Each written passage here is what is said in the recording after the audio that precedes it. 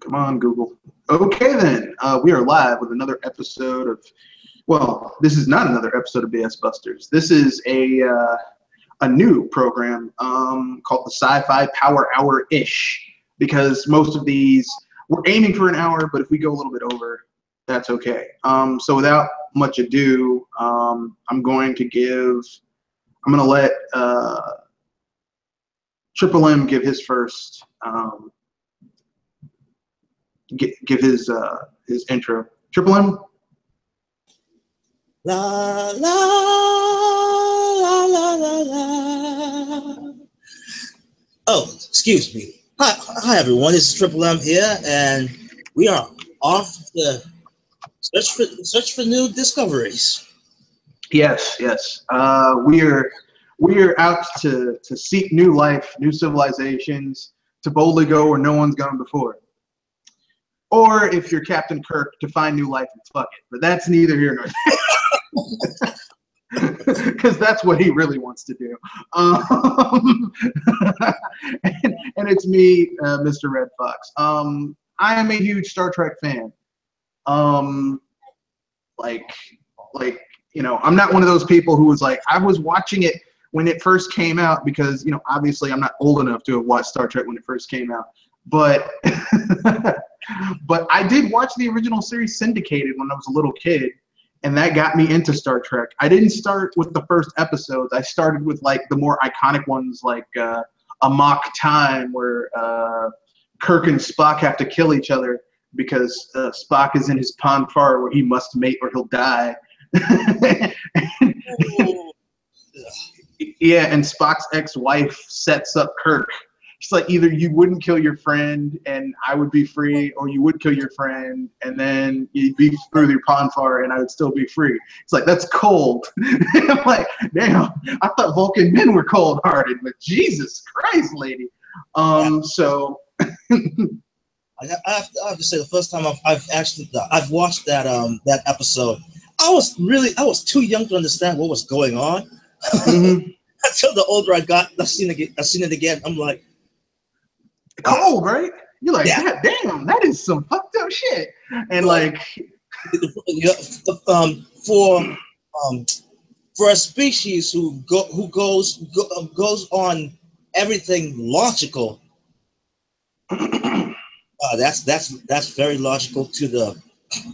Well, I mean, it's hormones. It's like they don't have a choice. It's hormones. They have to, he's got to scratch that itch. I mean, once every 7 years, god damn, dude. I mean, that's an itch to scratch, man. If someone came up to me and said, you can only procreate once every 7 years, I'd be like, yeah, I'd be ready to kill somebody. I gotta say, that's one abstinence. Yeah. And to be fair, I mean, one of the awesome things about Star Trek as a series is that as you watch different episodes of Star Trek, especially ones that continue the continuity of such a long-running franchise, like if you're a fan, you pick up on things. You're like, what was that? And then as you get older and you get more knowledge about it, it adds more enjoyment to it. Yep. But yeah. So what got you into Star Trek? Was it syndicated television too? Well, the first time I've watched this the syndicated, I've only watched like maybe 1 or 2 episodes of it. I wasn't into it, but I was pretty much interesting into it. But maybe you can say I was at that young age, a little lad, happy-go-lucky. But then I got old enough that I started to watch Star Trek: Next Generation with Captain Jean-Luc Picard, and that's when it got me hooked. Yeah, like a lot of the people that I know that are into Trek, like the original series didn't really do it for them. It was the Next Generation, because the Next Generation really kind of had that crossover appeal, because like the graphics were good enough that you could get into it, but it was still kind of campy enough that it was fun. You know what I mean? Yeah. Yeah. And then to realize that to think back after watching that season, well, that Next Generation, I vaguely remember that. Wait a minute, this looks a bit different than what the. I mean, the theme is the same, but it has different characters. And I realized my parents actually explained to me that there was an older syndicated version of it back in the 60s, which I did get. They told me that I did got a glimpse of it, but Mm-hmm. as I let it pass by, and I'm like, oh really? I gotta find out about that. And then um, my chance to actually finally watch that syndicated, and oh my gosh, it was a freaking marathon on what was used to be, or should I say, the defunct G4 TV. Oh yeah, they are defunct. Oh yeah, but at Those least, poor bastards. but at least they stuck in long enough that I could actually see almost the entirety of the show. Then I had to, do some other means to catch the rest of them. It's okay, man. We understand. CBS and Paramount have not been kind to Trek fans, and that's no lie. Yeah, I mean, I kind of went down the other route, like when I was really little kid, and like we had just gotten cable, but like I didn't really know about it, so I just watched the local channels, and our local station would show like syndicated episodes of the original Star Trek, the original series. So I would watch like Amok Time, or I forgot the exact episode names, but like episodes where like Kirk and crew, where they enter the mirror universe, where Kirk goes to the mirror universe, whereas the mirror universe's Kirk comes to their universe, and he's like doing all this messed up stuff, and like the evil Kirk, Spock, and McCoy. yeah, and I mean, I just like Spock with a mustache and beard. I'm like, dang, he looks bad. Yeah, and here's the thing. Like nowadays, we're like, man, that's just a lame way to show an evil person. But really, it worked in the '60s. It was like, that's actually pretty damn cool, And what I really liked about Star Trek was it espoused a lot of it espoused. I mean, what people need to understand about Star Trek, especially when it first came out in the '60s, was that it came out like Gene Roddenberry started coming up with the idea of Star Trek in 1964. And it took 2 years to get it into production and get it off the ground. So it came out in '66. But you have to remember, it came out in a time where there was a lot of political turmoil. There were, issues of the civil rights movement was in swing. A lot of things were going on. There was political turmoil. The Cold War was going on. We weren't friendly with Russia, just like now. There were issues of racism and sexism and gender equality, just like now.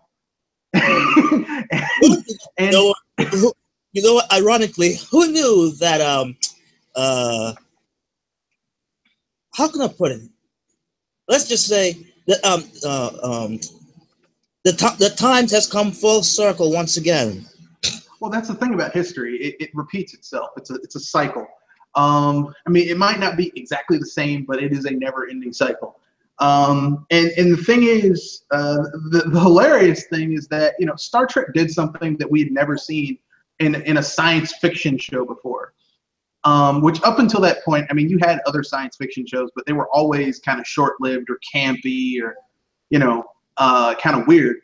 But you can say they weren't as believable as Star Trek, or as more grounded. Can I say that?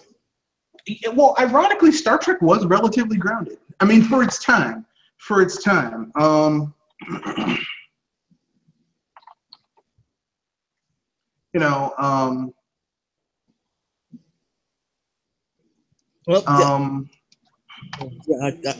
I can probably say that.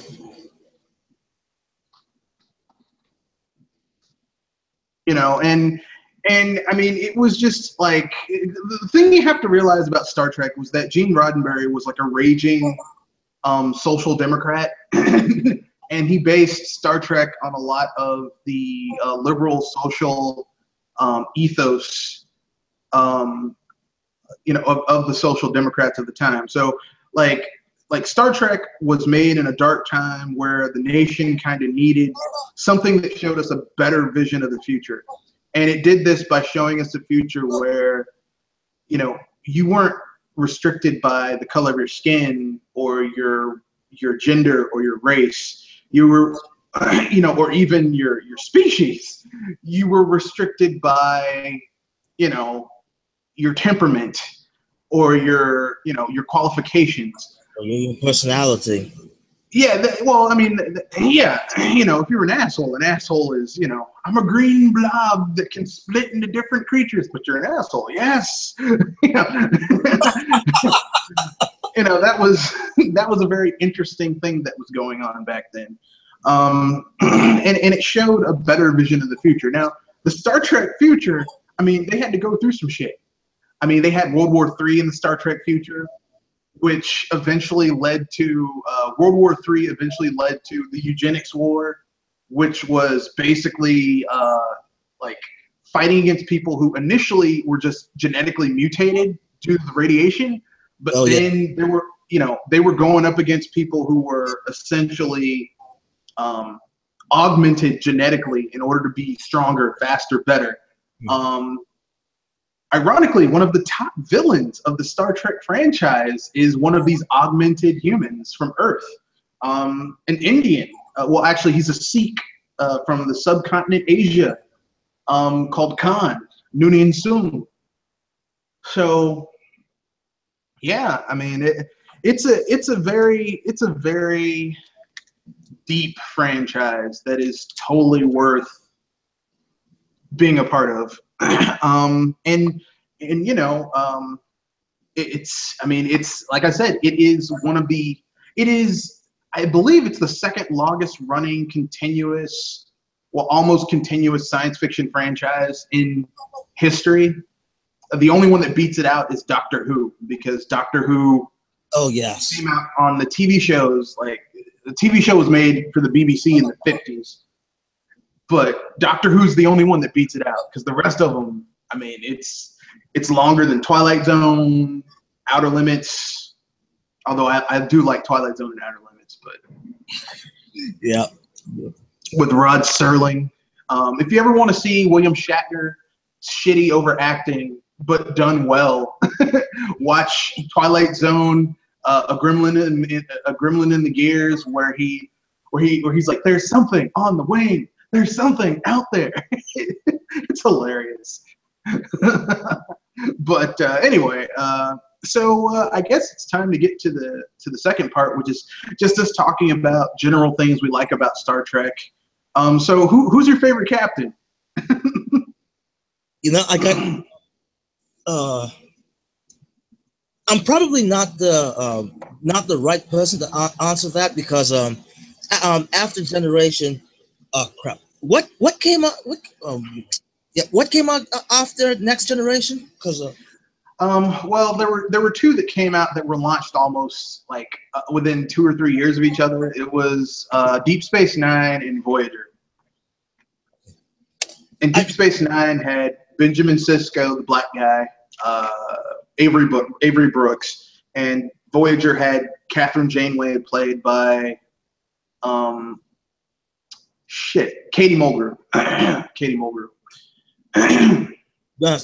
I would like to say Deep Voyager, but that came out at a time that even though I really wanted to keep watching the Star Trek episode, it's just that at that time it wasn't doing it for you.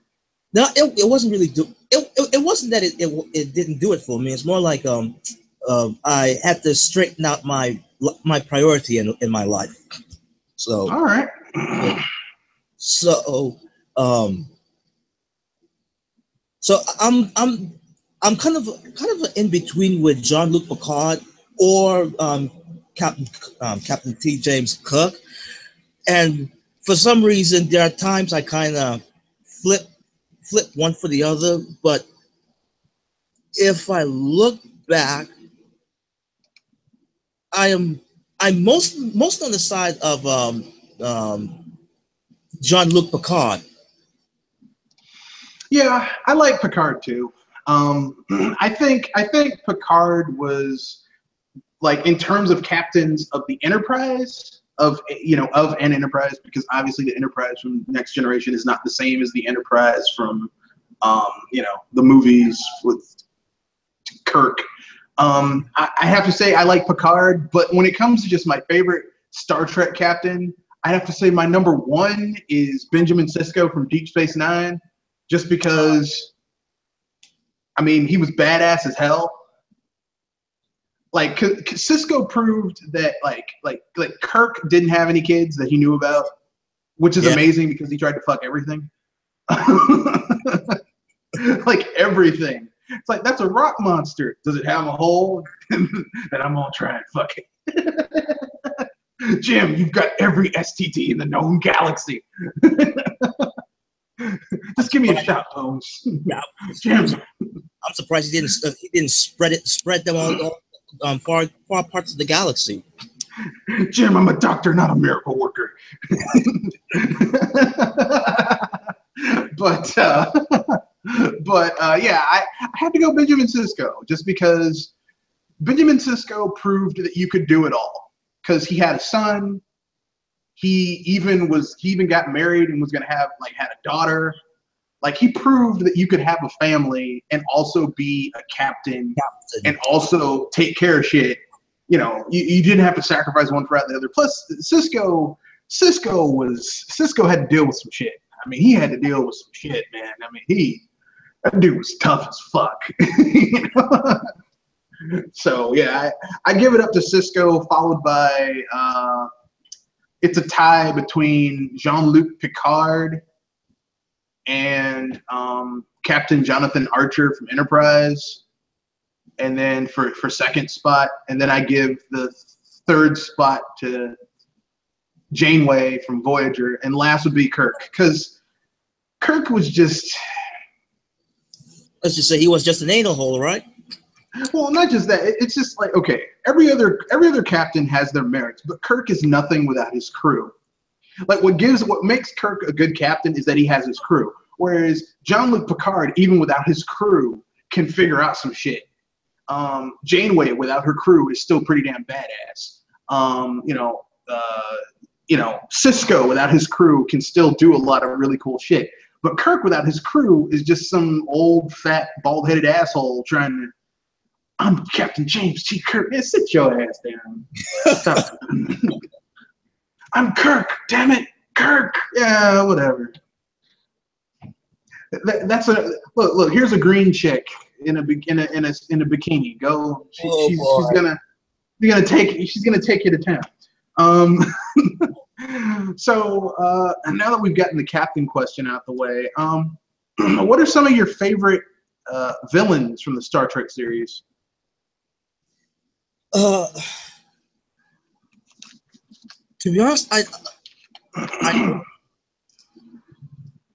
don't have any favorites, actually. Really? Yeah, it is kind of strange. But I guess it's because I've seen so many, and some of them have. Most of them actually do have their own great merit that I kind of. It's kind of hard for me to distinguish what the good and the bad parts of them. Mm-hmm. But I guess maybe this is just me just only looking at the superficial look and didn't actually dig deeper. Mm-hmm. Probably one day I might come back to this. I might come back. All right. So that's a to be determined in the future. Yeah. You know what? I'll take that back because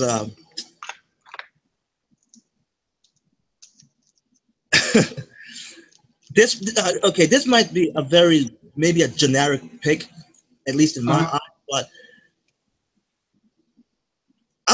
definitely, I would kind of choose the crap. Was it the Romulans, right? Let's see. Um, were they the offshoot from The Vulcans. Vulcans? Yep, those are Romulans. Yes, but I guess I chose them because I've seen they've been basically a recurring villain in the Star Trek series, and Yeah. I there's one thing I really do admire them, even though I kind of hate them in a sense, that these dudes are darn resilient. Yeah, they are scheming bastards.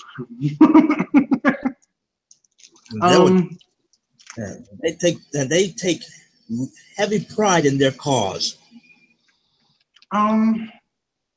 I mean, I like the Romulans. I think they're great villains, but I mean, Although I'll give an honorable mention with the Borgs. I like the Borg, but my favorite villain in Star Trek, just because they're so much fun, even when you hate them, it's like, you know what? I hate you, but it's fun hating you. The Klingons. Oh God, it's so much fun hating the Klingons. Oh boy, the Klingons are a fun villain. You know. You know what? I kind of understand for your reasonings. I mean, the Romulans are cool, but I mean, you so very rarely see the Romulans. Like, the Romulans would prefer to get something through subterfuge and sneaking around, rather than just outwardly just go for it. I mean, let's not forget the last time they outwardly went for anything, they had the Federation Romulan War, which basically, I mean,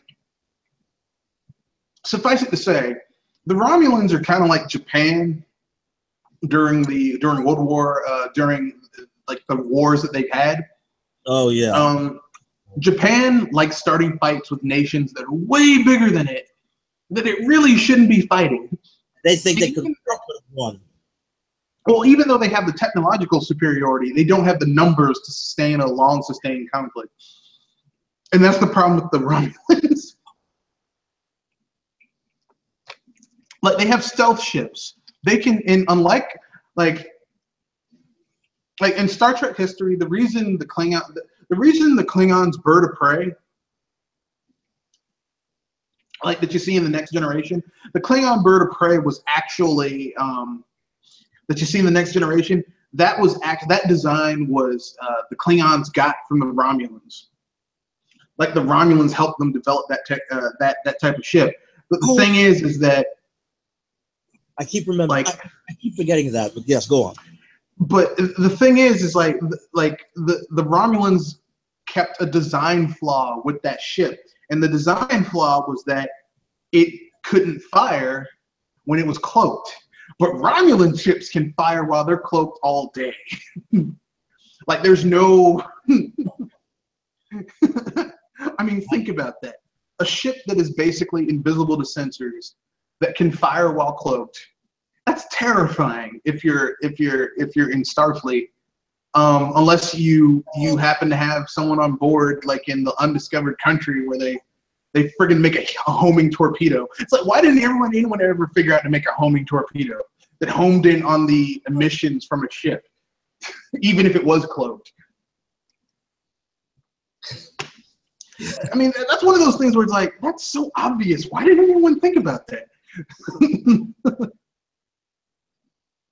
But anyway, yeah. So they weren't thinking far ahead. They weren't thinking far ahead. They were like, I mean, that's one of the most badass scenes in the Undiscovered Country, where Dr. McCoy and Mr. Spock go down to the torpedo bay, and he's like, Dr. McCoy, would you help me perform operation on one of these torpedoes? Like, I'd be delighted to assist you, Mr. Spock. And they basically use their they jury rig one of their probe torpedoes that they use for like scientific surveys. Oh, and yeah. they doctor it to make a homing torpedo because the Klingons have finally created a ship that can fire while cloaked, and it does not turn out well for General Chang, who's like one of the main bad guys in Undiscovered Country. But yeah, it's really, really good. So Oh snap! You know what? I did. I kind of got confused. Romulans with Klingons. Yeah, but I do. I still choose Romulans, but I kind of mix my reasonings with that of the Klingons. Now, for me, the Romulans were much more sly in their approach than the Klingons. That yeah, yes, I would give them that. yeah, like Romulans are really smart. They like subterfuge and if they can get something without having to fight hard for it, they're okay with that. Klingons will kill. Klingons will tell you, "I'm going to slit your throat and shit down your neck," and then attempt to do it. It's like, you know what? I'm going to let you have it. I'm going to let you have because you talk mad shit, but I got to give it up to you. I got to give it up. I got to give props to the man. I got to give the man his due. Yeah, when he talks it, he definitely at least backs it up. Yeah, they might not always succeed, but I mean, they're and even when Klingons do, which makes when you do have a treacherous Klingon that does really effed up stuff, it's more hard hitting because it's like, I mean, they're villainous Klingons, but you guys aren't normally that terrible. You normally aren't that bad. Yeah. But so I guess now it's time to rate your I'll name a movie. You'll say if you like it or not, and why you don't or do like it, and we'll keep it going. So the first one, Star Trek: The Motion Picture. Like, dislike, and why? I actually, as much as I disliked it for other reasons, but I would say I did like it. Reasons why is because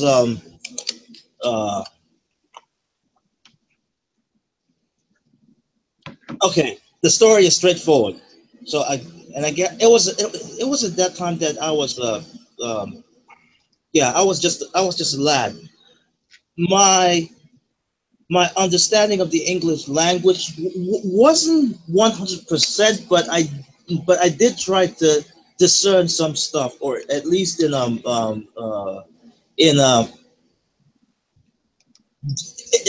least in visual or body language. This whole thing between man versus machine, I kind of felt sorry for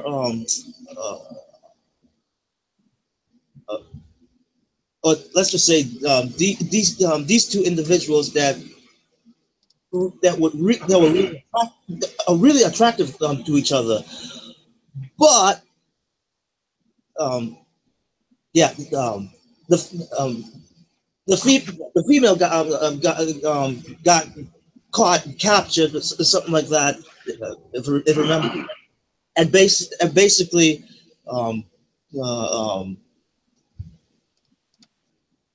they basically kind of reprogrammed her. She when I saw her coming back, I'm like, oh, she survived. But then I started to notice that that body language, like, wow, she is cold. She sounds like a robot. I was like, oh yeah.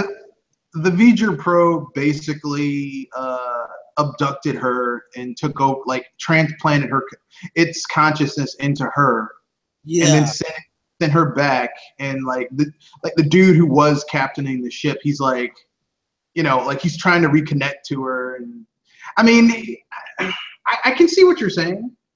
It is a relatively straightforward story. as an old school style Trek fan, I kind of like. I felt like I can see why you like it. Something is missing. Well, it wasn't the usual Star Trek affair. Well, I think they didn't went to any planets to explore. Well, the problem with that film is that like a few years earlier, 2001: A Space Odyssey came out, and they were trying way too hard to be like that movie.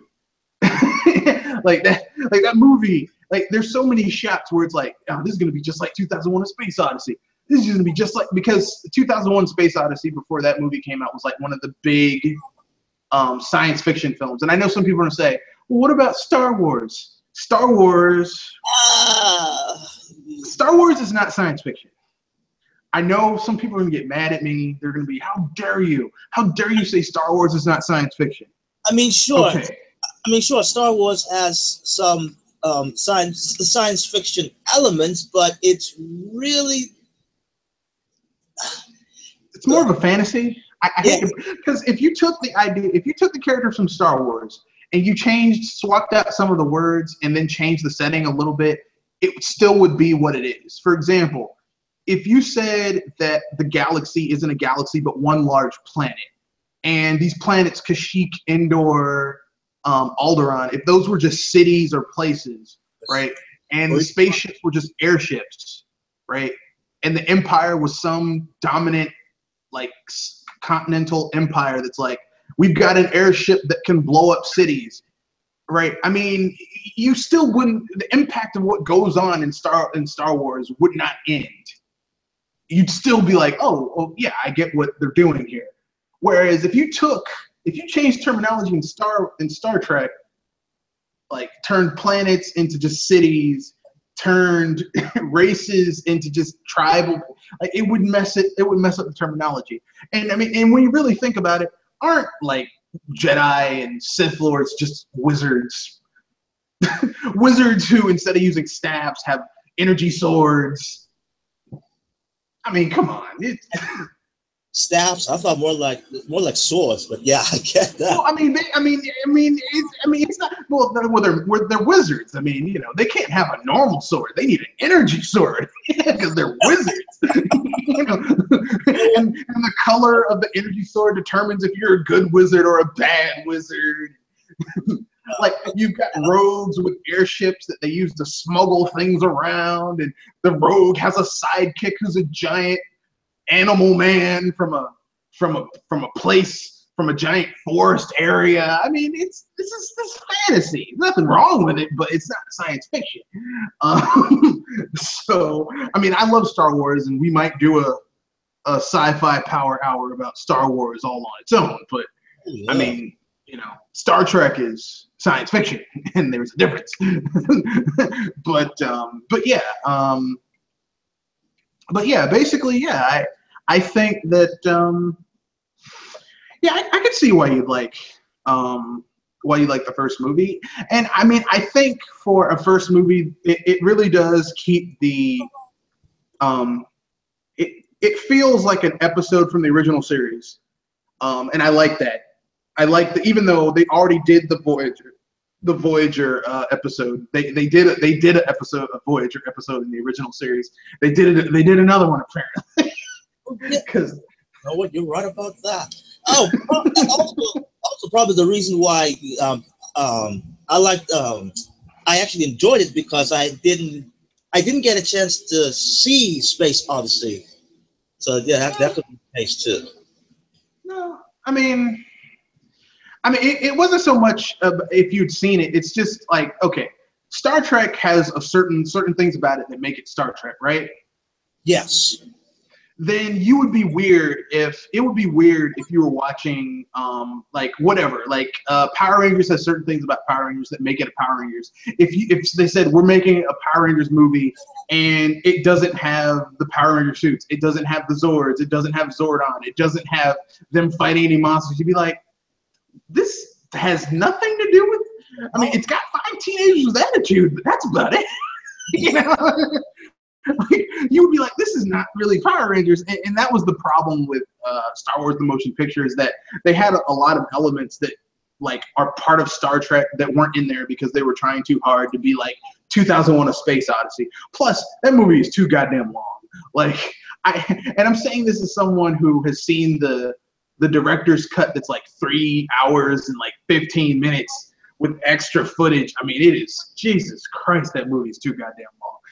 And it feels longer because there's just scenes where there's nothing said, and it's just, oh God. A scene that has context, but it's not impactful. Well, it's not even that. Like there's the scene in the motion picture where Spock goes into the he does a mind meld with the entity within the you know, in the thing. And it's like 20-30 minutes of him traveling through all these awesome, like, clearly the people who designed this were doing major LSD and acid when they designed this. They were doing lines of cocaine and then designing this set. But I will say, looking back at it, it really does look trippy when Spock was doing that. I mean, I know it was 79, but goddamn, you know, that's how I felt. Like, I was like, Jesus Christ. Like, if you have epilepsy, do not watch Star Trek: The Motion Picture. Because there's certain scenes where it's just bright, shining lights and flashing. Just god damn, it's oh god. But I mean, like for me, Star Trek: The Motion Picture is like the Wii U. Okay, I love my Wii U. I love Star Trek: The Motion Picture, but in order for me to get better, you know, they had to wipe the slate clean and get back to basics with the next film, and that was Wrath of Khan. And my God, I love Wrath of Khan. How do you feel about Wrath of Khan? I enjoy every minute, not minute, every second of it. That was it is really good. That was one of the few films that actually brought me to tears. Yeah, it really is. Like, that's one of the most impactful Star Trek films, especially when Spock dies. It's like, oh man, that's some sad shit. You know, because you know, if you watch the original series, you guys knew about the 5-year mission. You knew. I mean, if you're one of those hardcore fans, you knew that they were friends for years and blah blah blah. And Spock died. Oh man, they killed a major character. And you know what? Yeah, that was the point when when I finally seen it for the first time. That was the time that I seen most of the syndicated episodes, but then seeing Spock was like dying right before our eyes. I'm like, dude, I can't take this. I can't take this, man.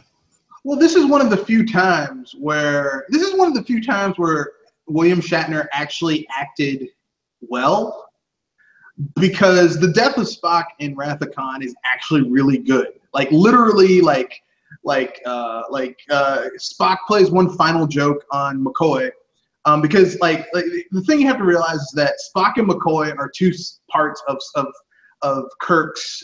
They're like his 2 parts of his personality. Yeah. McCoy is like the passionate, you know, you must follow your emotions, and Spock is the cold, analytical voice that's like, well, this is what you got to do. And so basically they're always at odds with each other, because Bones is very Leonard McCoy is very like emotional and like, you know, we got to do this, which makes sense because the doctor and doctors want to heal people. And Spock is like, no, we can't, you know, we have to purge the purging of our emotions and all that type of stuff. And so he plays one final joke, because everyone's like, oh, Spock doesn't have a sense of humor. You don't think that putting his Katra in Bones McCoy is like his final, like, I gotcha. That's a joke. Putting his Katra in the most illogical, emotion-driven person. That's kind of like his final, like, gotcha, Bones. and then he saves the ship. He switches out the dilithium rods being flooded with a massive amount of radiation, saving the ship, and while exposing himself to massive amounts of radiation. And like Kirk is like, yeah, we made it. Scotty, you were able to get this taken care of. He's like, you need to come down here, sir. Spock. He goes down there. Spock, and Spock is all fucked up. Like he's dying on his feet. And he straightens out his uniform. He's like, he's like, Spock, why'd you do this? He's like, the good of the many outweighs the needs of the few, or the one. And he's like, I want you to remember that I have always been and will always be your friend. and Spock dies, and it's some sad shit. This is one of the more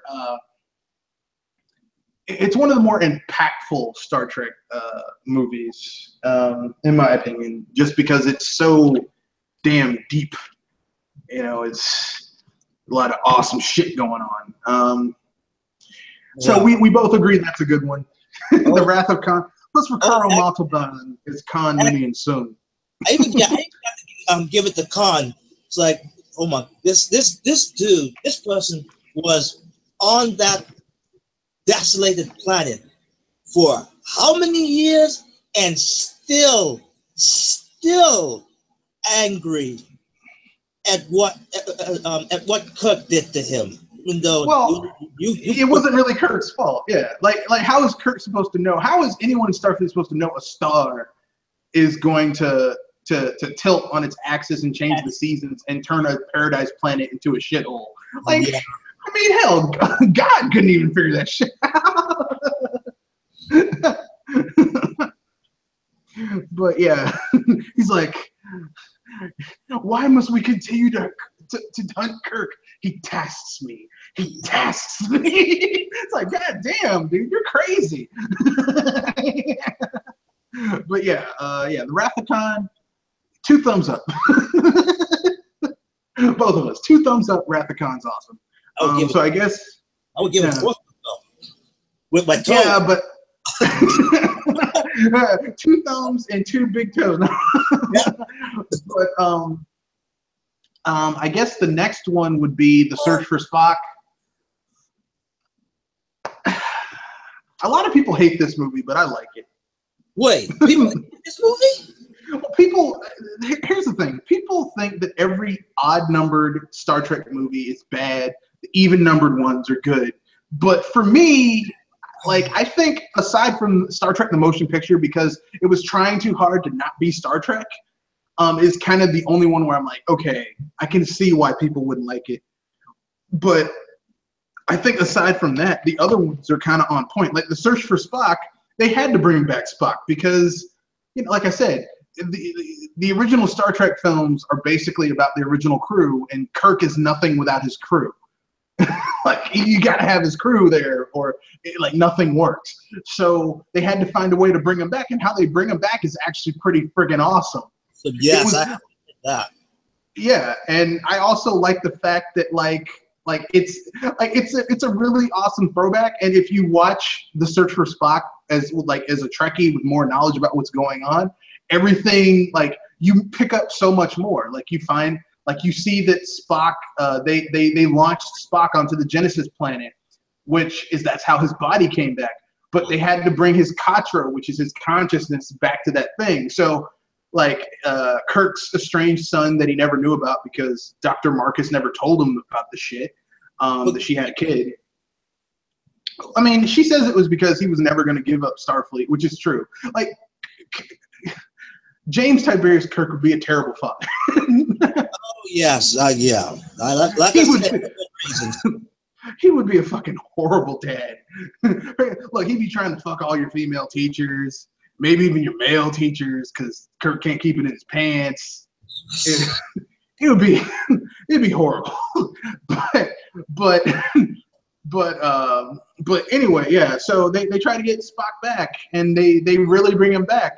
And there's little attention to detail, he's physically he came back to life, and so he basically has to go through all the stages of being a kid and growing up on that planet, and it's accelerated because the Genesis program accelerates the growth. Yeah. So there's a scene where he's going through basically Vulcan male puberty, and the female Vulcan's there, and he's like these Klingons are there. He beats the shit out of the Klingons, and like David's like, "What are you gonna do to the female Vulcan that's with him?" And she's like, "No, I know how to handle this." And they go off in the woods. And like as a kid, I was like, "What's going on?" And then I got older. Wait a second, I get it. Okay, yeah, I get it. He's going through Ponfar. That's why he fucked up those Vulcans. He's going through Ponfar. That's what that was. And she had to look. She took care of it the only way she could. The very natural way. I was like, yeah. I've watched this particular one so many times, and only, let's just say, you grow up with knowledge. That was that final time. I'm like, oh snap! I can't believe. Yeah, you got it. You were like, wait a second. That's what. And you know, if you read the books, she gets pregnant and then goes back to Vulcan and has his kid. Yep. Oh no! Look, Spock is a little player too. You know.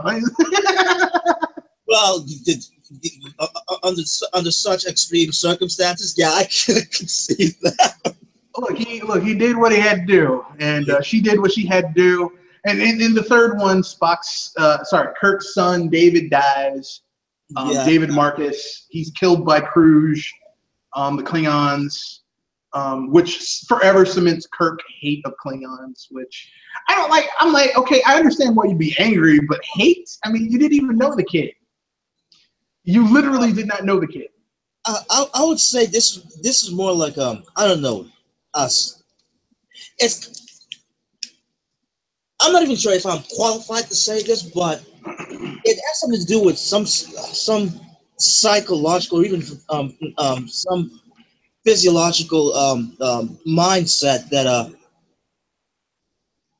and also just knowing that he's a father. I mean, that would bring up some kind of emotion that most people, if they're really not strong enough to deal with, they could go crazy. I guess. I kind of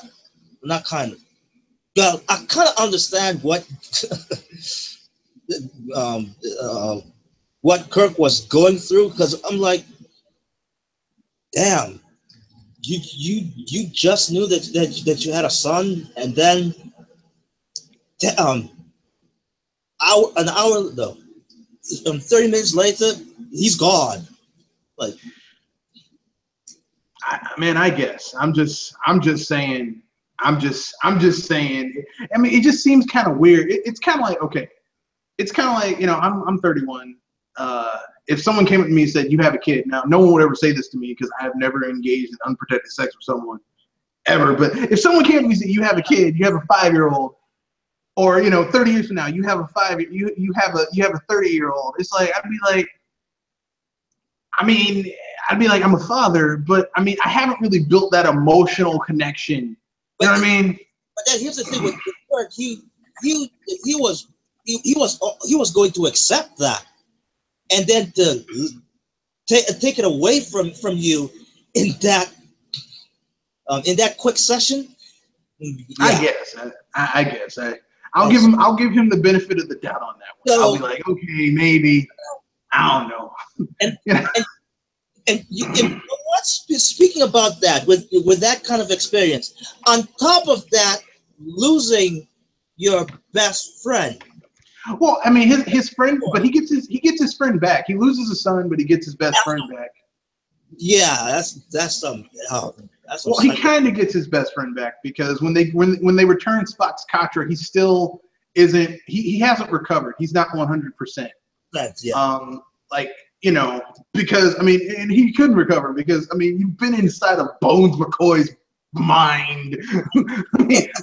He's Bones McCoy, man. You know, damn it, man, I'm a doctor. Damn it, not a miracle worker. Damn it. You know, I like Bones McCoy. You know what? You could practically say that was the miracle worker, McCoy.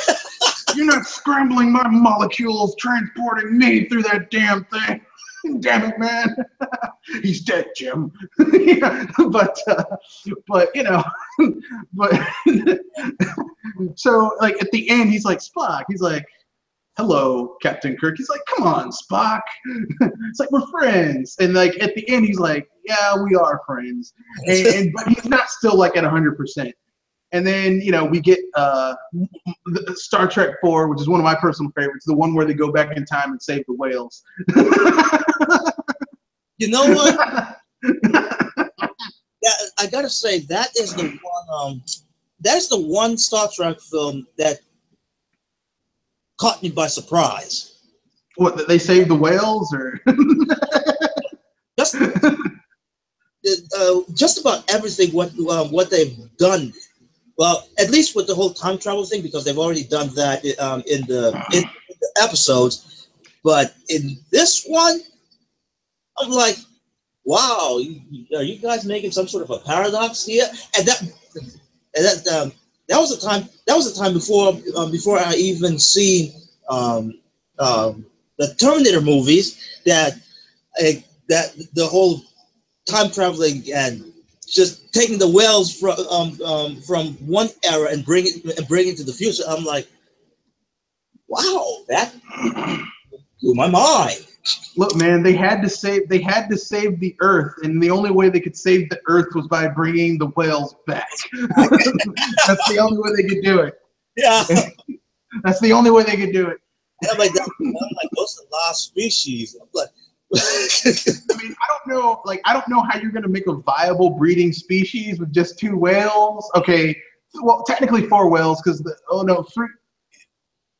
4 whales because one of the female whale was pregnant with twins. But still, I mean, I don't. But then also the fact that you have to see Kirk, McCoy, I think Aurora as well.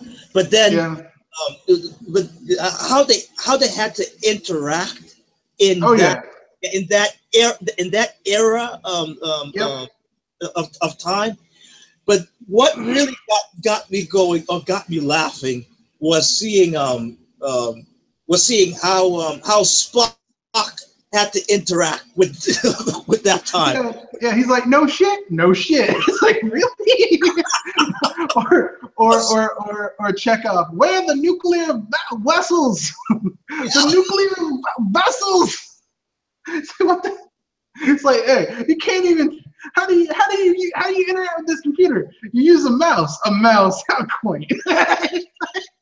How primitive our modern technology is compared to that. Yeah, especially when Chekhov got caught in that military base, everyone thought that he was a spy. You know, Russian, that era spy I was like, oh crap, he's going to die in this. I was really. Well, they did knock him out. They did knock him out. He was in the hospital. I was readily convinced that, oh shoot, Chekhov might die in this one. I'm surprised he did not. He did not. No, they didn't kill him.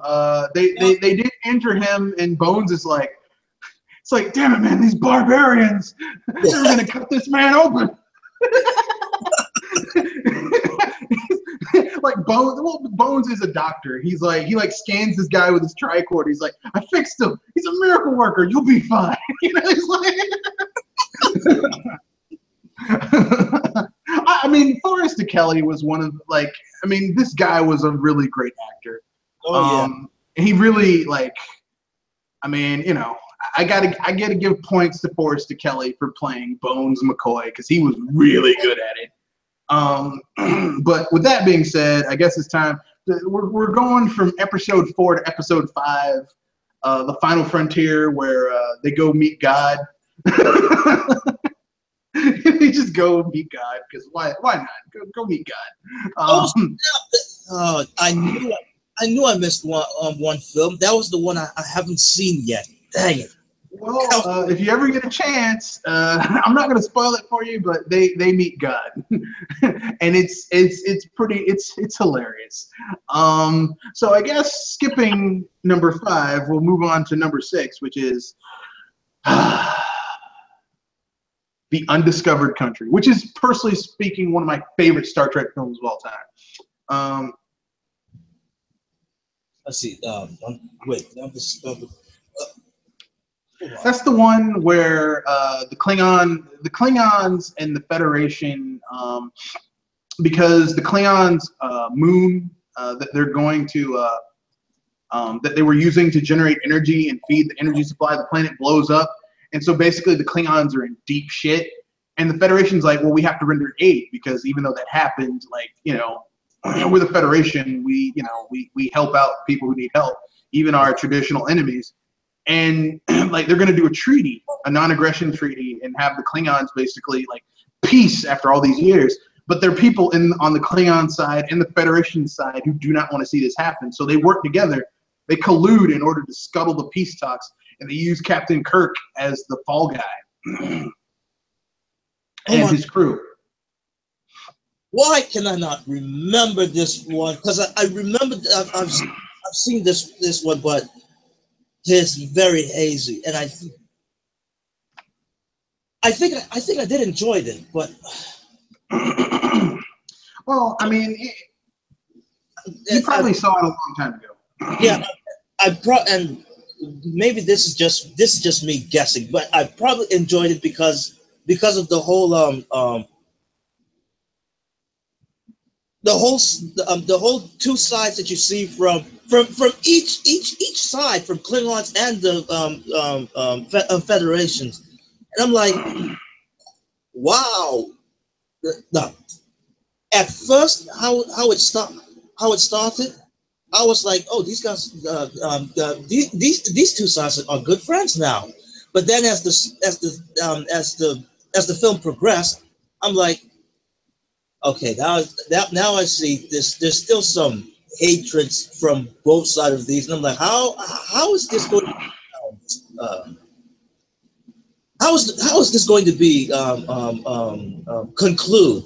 And I can't remember all the details, but yeah, it got concluded pretty nicely. But I knew something bad happened. Yeah. Well, they get sent to jail, to Klingon jail, which is don't ever get sent to Klingon jail. It's rough. It's rough. Klingon jail is not a nice place to be. That's all I'm saying. So yeah, and you know, then we had no movies for a while until the Next Generation films, which there were 4 of them. There was Generations, which was the first one. You know, which Generations was the bridge movie because it has you know, the Next Generation cast and Captain Kirk, who finally dies. They finally kill his ass, and he dies in the worst way. Like a bridge falls down on him. It's like, damn, dude. I mean, that's not how you kill Captain Kirk. Okay, now I remember that scene. Oh, Captain Kirk needs to die being fucked to death by like a sex monster. That's how Captain Kirk needs to die. He needs to die, you know, doing something either utterly badass or incredibly kinky. Or both. I really thought something like that was going to happen to him, but to see him die like that, I was like, oh shoot. Oh wow, that's the suckiest way to go. Well, I mean, you know, if you here's what I'll say. If you had seen The Final Frontier, which is the 5th movie, you would. The 5th movie, which this is before Next Generation or Generations was ever made, really tells you how Kirk is going to die. And that's all I'll say about that. You should just watch it if you get a chance. It's really good. But that's neither here nor there. So what did you think about Generations? I would say no, I liked it. I liked it. Oh snap! Another one that's really vague for me. but I know that I've enjoyed it. Okay. But wait a minute. I remember there was. I'm not sure if it was this movie or was it the last one or the one after. But I remember there was a scene. It might probably be the last one. There was a scene that I've seen. Spock had some sort of was wearing some sort of suit with a jetpack, and he was carrying Kirk with him on a some sort of an elevator shaft. Yeah, that's Star Trek V. Oh, that was Star Trek V. Okay. Yeah, you probably have seen it. You just probably don't remember it because it's not one of the best ones in the series of the original movies.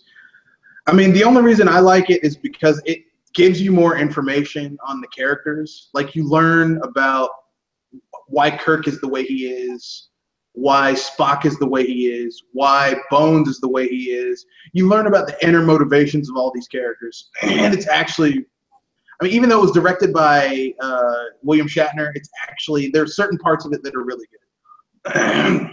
Nah. I remember that. Yeah.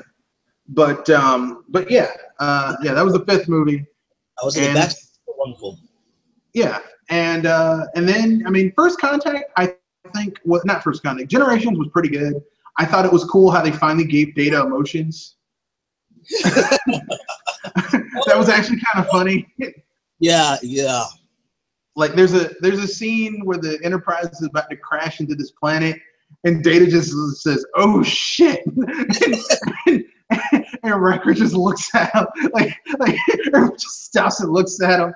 It's like, he's like, "That's totally inappropriate," but in this circumstances, I think it totally fits. Yeah, it was. Yeah, it was appropriate indeed. Yeah, and then we move on to First Contact, which, I mean, I don't know what to say. I think First Contact's like one of the best movies in the next generation film series. Yeah, that was the one that featured the Borg, right? Yeah, that was the one where the Borg go back in time to stop the Federation to stop Starfleet and the Federation from ever forming.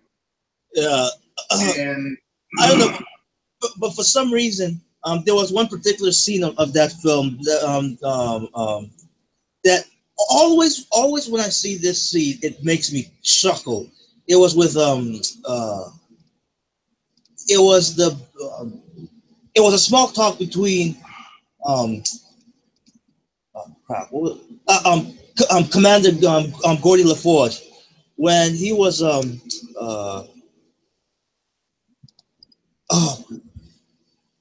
what was that word again? It was between him and Zefram Cochrane, or him and Data? No, it was. I think it was with Zefram Cochrane. I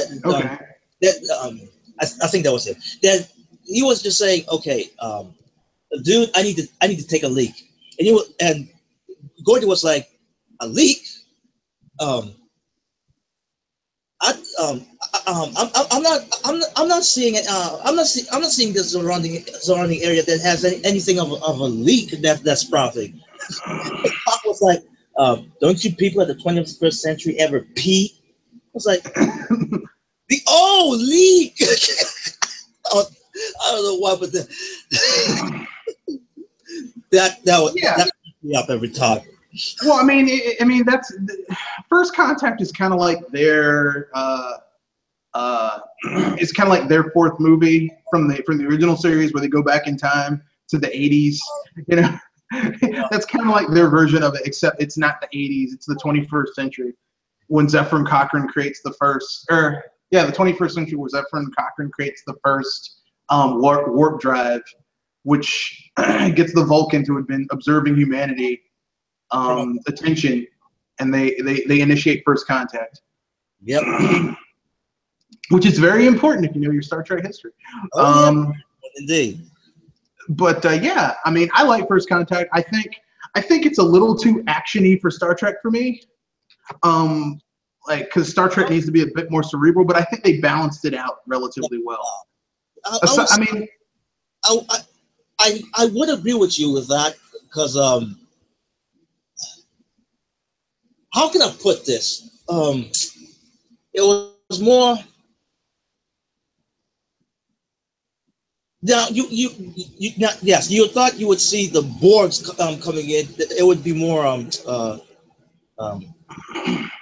it would be less physicality and more just science. Yes, that and with not brainstorming, planning. Yes, planning. Yeah.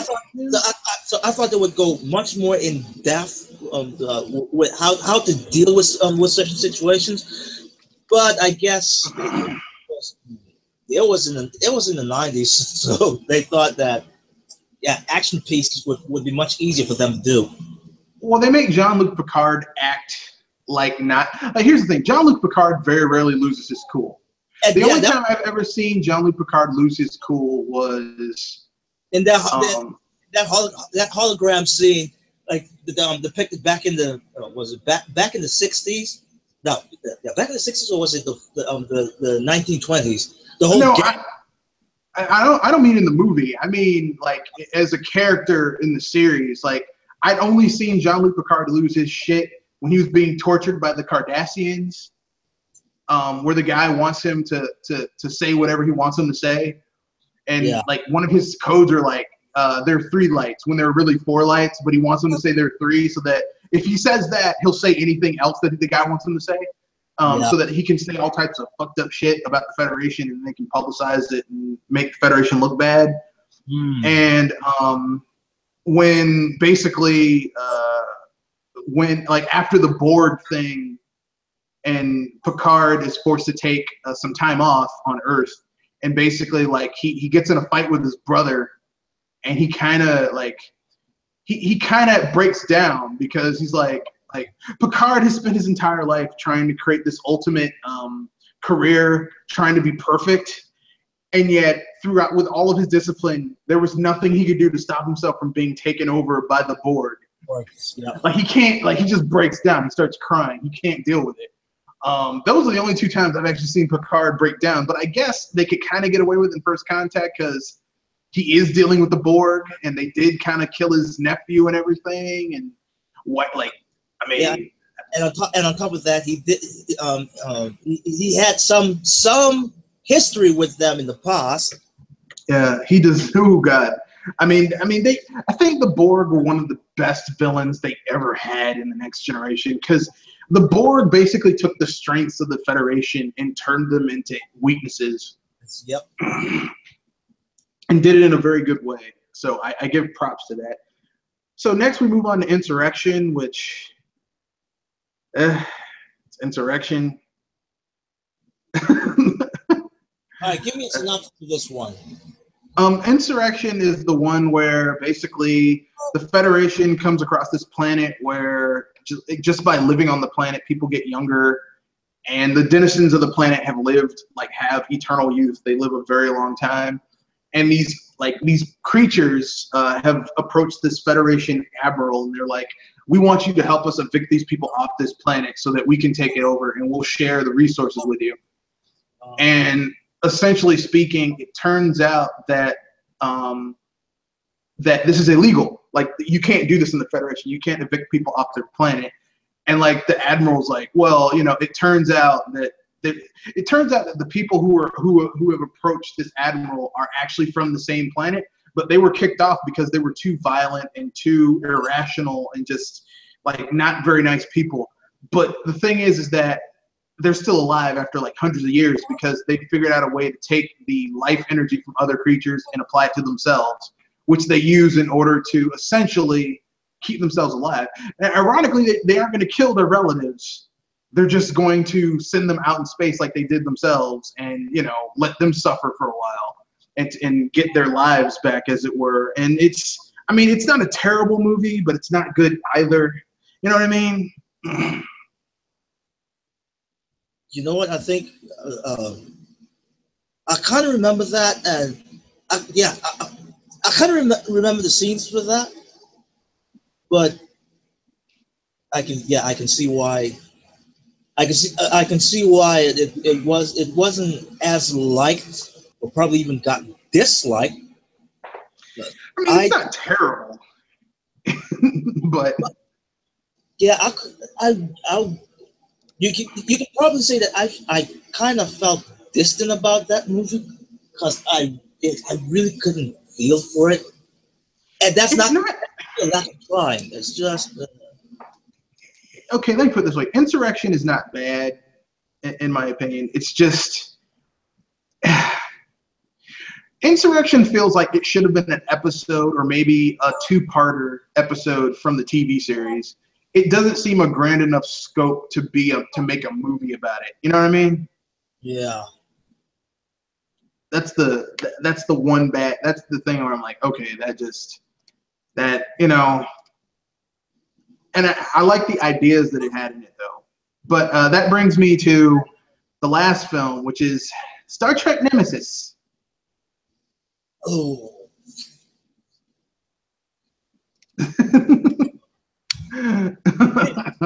Bring up the synopsis because for some reason I don't know why. I know I've seen this movie, but probably I've only seen it once and a long time ago. But every time when I hear that title, I get pumped up, and I don't know. Okay.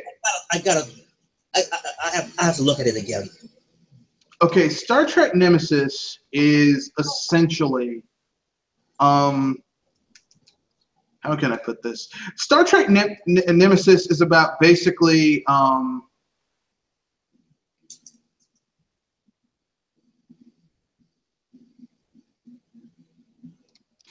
it's about essentially the Romulans are having a civil war, where basically a race of people who existed where Romulus is now, like well before the Romulans ever came there from splitting off of Vulcan, who have been enslaved, called the Remans.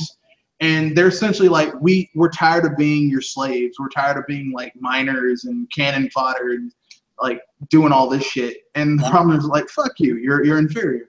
And so basically there's a civil war going on. And the leader of the Remans is played by Tom Hardy, named Shinzon. And yeah, Shinzon, who turns out to be a clone of Jean-Luc Picard. A young clone. He's bald too, though. Like Tom Hardy shaved his head completely bald for this role. And like Insurrection, Nemesis is not that good of a movie. I'm sorry, Nemesis is just not good. I don't know. For some reason, I might have liked it for the wrong reasons. but yeah, I'll probably say that I did like it. But man, I got to look back and see why I liked it in the first place. But yeah, so you probably dislike this movie.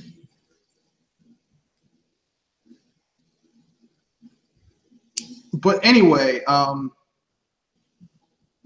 basically, like it turns out that Shinzon is, of course, a villain, and he's aging rapidly because he's a clone, and the cloning process was imperfect. So essentially, he needs an infusion of Picard's blood. So Vice Admiral Janeway, Captain Janeway from Voyager, sends the Enterprise over, and some shenanigans get up, and they find out that there's another Noonien Sung droid named B4, who like Data basically uploads his consciousness to B4, and like he's like at the end he sacrifices himself in order to save the crew and defeat the bad guy and everything. And you know, it's a nice send off for Lieutenant Commander Data and all that jazz. And they kept B4 in there so that they could have future installments of Data in like the books and the comics and video games and stuff like that. But like Nemesis, in my opinion, is one of the weakest of the Next Generation films. I kind of was like, Right.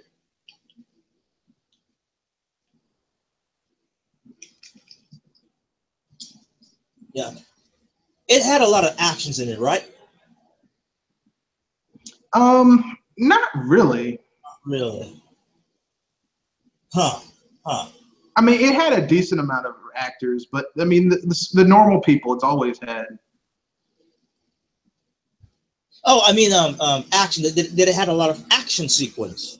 It had a decent amount of action. I mean, like the big thing that I remember when this movie was coming out was that like they got a director who was really into making action type films, so it did have a lot of action in it. It had like a lot of like vehicle scenes, like terrestrial. They were in like these weird jeeps driving around. I'm like, why do they have, these people have starships? Why do they have jeeps? That makes no sense. I mean, if you have the ability to just like, you know, friggin' like warp use a transporter to go someplace. I mean, I'm sure they have land-based vehicles, but I mean, I don't know. It seemed like Nemesis was trying too hard to appeal to the actiony crowd. People are like, I don't want to have to think with my science fiction. I just want to see shit get blowed up. I'm probably guessing I was in that phase at the time when that film was released, or probably a few years later. I guess it was that time that I was really hungry for action. But yeah, that could have been it. That could have been it for me. Yeah, like it turns out the guy who directed the film had never seen an episode of The Next Generation, and it shows because, oh my God, I'm like, how are you going to work on Star Trek and you've never seen an episode of the, I mean, that's stupid. That's like, I'm going to direct a Superman movie. I've never read a Superman comic, don't know shit about the character, but I can direct this movie. Actually, I'm going to leave that alone. That'll be another Sci-Fi Power Hour for a future episode. Yeah, probably. I guess when I have a chance to watch Nemesis again, probably at that point I might ask myself, why did I enjoy this film? But speaking of people who just want to see shit get blowed up, now on for the reboot films directed by Jabrams. I'm not calling him J.J. Abrams because you can tell from how I'm talking about these films that I didn't like them. So, how did you feel about Star Trek the reboot? I would say, okay, the first time I've seen it, how it began, I'm not going to lie, I was disgruntled by it. But then, but at least not to the point that it was so disgusted that I just stopped watching right there.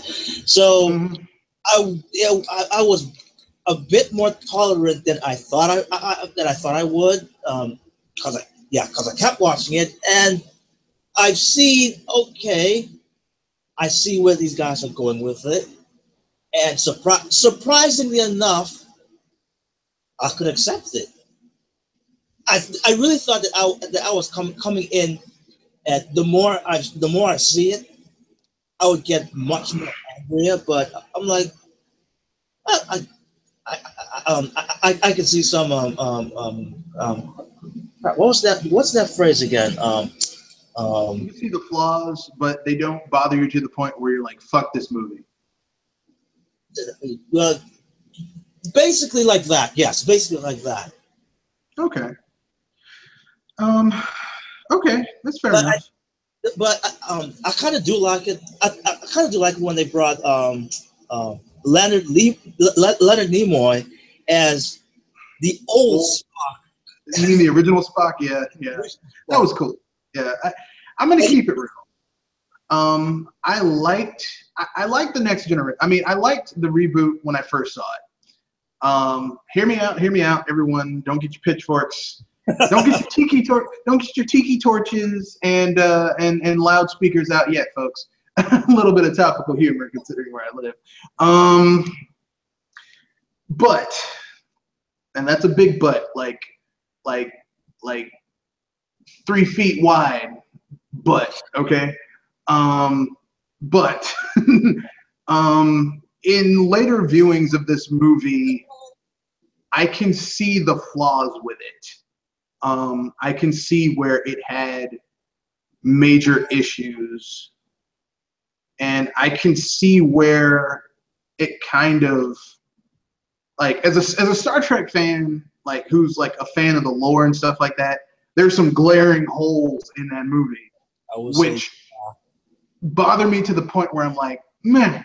And I mean, had they fixed it in the second film, I would have been like, okay, you got it done, you got it taken care of. But they only made it worse in the second film. So I was like, I'm sorry, I can't give you a pass, Jabrams.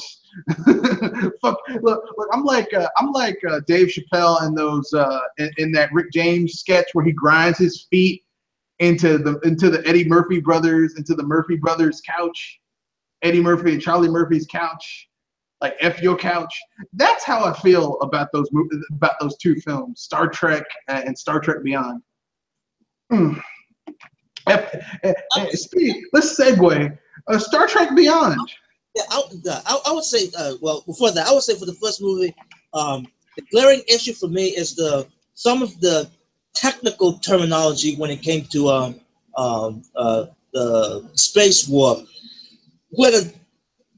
When I look back at the older ones, okay, I get it. This is it's basically an alternate timeline after what happened with the whole going back with time and really F things up. There's some changes I'm like, I can see why this is going on like that, but then there are others. I'm like, dude, this is something that's supposed to be consistent, and you blew it. That's how I am with the reboot film. But with the first film, I'm kind of like, okay, I get it. You did this in order to create your own timeline because, okay, here's something those of you who might see this in the future might not know. Star Trek used to be at CBS. Viacom. Okay. Viacom they owned it. Okay. Viacom owned Paramount and CBS. Viacom owned all that shit. Viacom then split off Paramount and CBS. Yeah. Basically, what happened is that Paramount holds the rights to the films. CBS holds the rights to the series. But, like, here's the thing. No. If they want to make a new series, like, they have to go, like, it's a big tangled mess. It's a big tangled ball of just disgusting mess. And this is why Star Trek is in the shape it is right now, which is sad. But that's neither. Well, actually, this is the podcast for it. So, but we'll get to that at the end. So let's get to Star Trek Beyond. Beyond. Yes. And Beyond. Never mind. Star Trek Beyond, or as I like to call it, the shittier version of Wrath of Khan. You know what? That I have to concur. There's some. Seriously, there was some small stuff in there that I really do like, but overall, I'm like, can you guys not make it worse? Can you not do? I mean, it's like, okay, you're gonna do basically Star Trek Beyond is Wrath of Khan, but a shittier version of it, and that's why. I mean, I'm just gonna say this slightly, okay? Everyone was like, J.J. Abrams made the Star Trek movies to prepare for Star Wars. And then he made his Star Wars movie. And people were like, I'm angry that The Force Awakens is just a shittier version of A New Hope.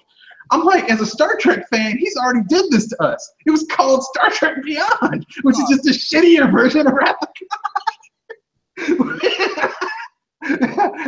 Yeah. Look, he fucked over my franchise, and then he went over to Star Wars, and he fucked over your franchise.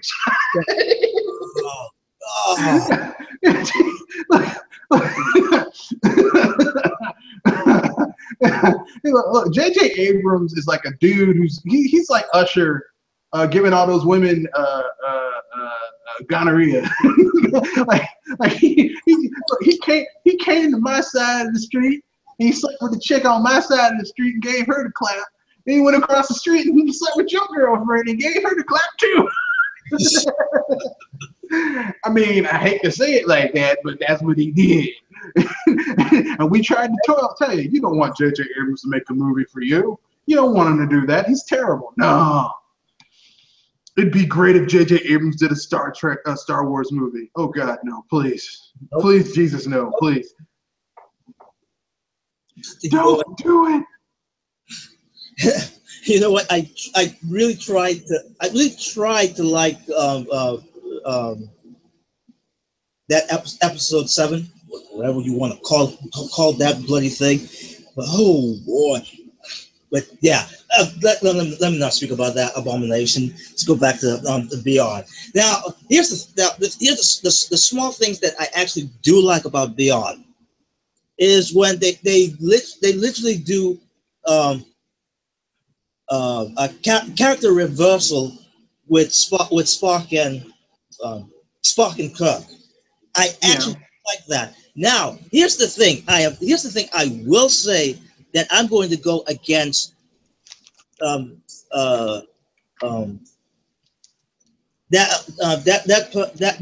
host of Double Toasted.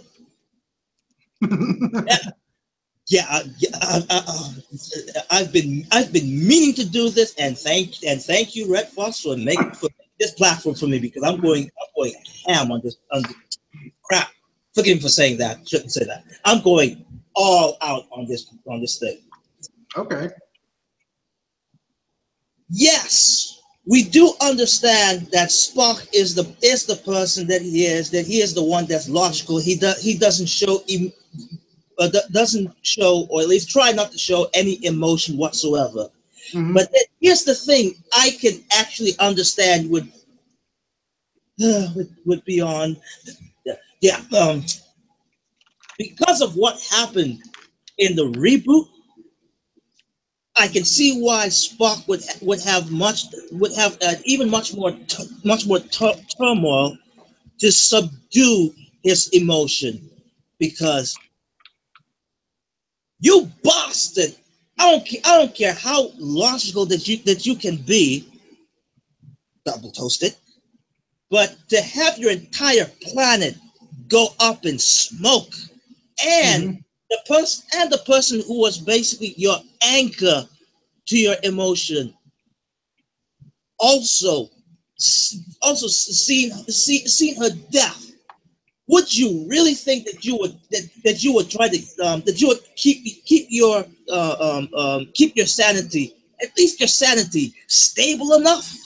Well, and mind you, Spock is not even full Vulcan, which that's already but he's never been full Vulcan. I get where you're coming from. These horrible things happen to Spock. He like that gives him a play to use emotion, and I'm not arguing with you about that. You're right, but here's the thing: he's always been half human. That's always been a source of insecurity for him. When it comes to other Vulcans, he's like, I'm half human, therefore I'm not full Vulcan. And there are certain Vulcans who look at me and think, this mongrel half-breed motherfucker. Of course, they wouldn't say that because Vulcans, Vulcans, but basically the Vulcan version of that. You get what I'm saying? Yeah. But for me, what made that movie particularly offensive for me just was them saying, okay, basically, like them doing the role reversal between Kirk and Spock with the whole, Kirk saves the ship and he dies, but guess what? Khan's got super secret special blood that'll bring him back. I was like, you have got to be fucking kidding me with this shit.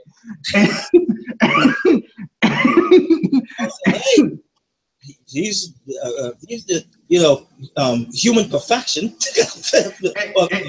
Physical perfection. Yeah. I know they got Cumberbatch, who like, I'm sorry. No, I know Benedict Cumberbatch is a really great actor, and I know a lot of people like watching him. But let me tell you something. You cannot get the whitest man in America, well, no, in the world, to play Khan Noonien Sung, a man who is originally supposed to be a Indian dude from a Sikh from subcontinent Asia. Okay, just because you change the timeline by having Nero and the Romulans come in and kill Kirk's father and blow up Vulcan, that did not change World War III and the Eugenics War and the fact that Khan was a fucking Sikh from subcontinent Asia.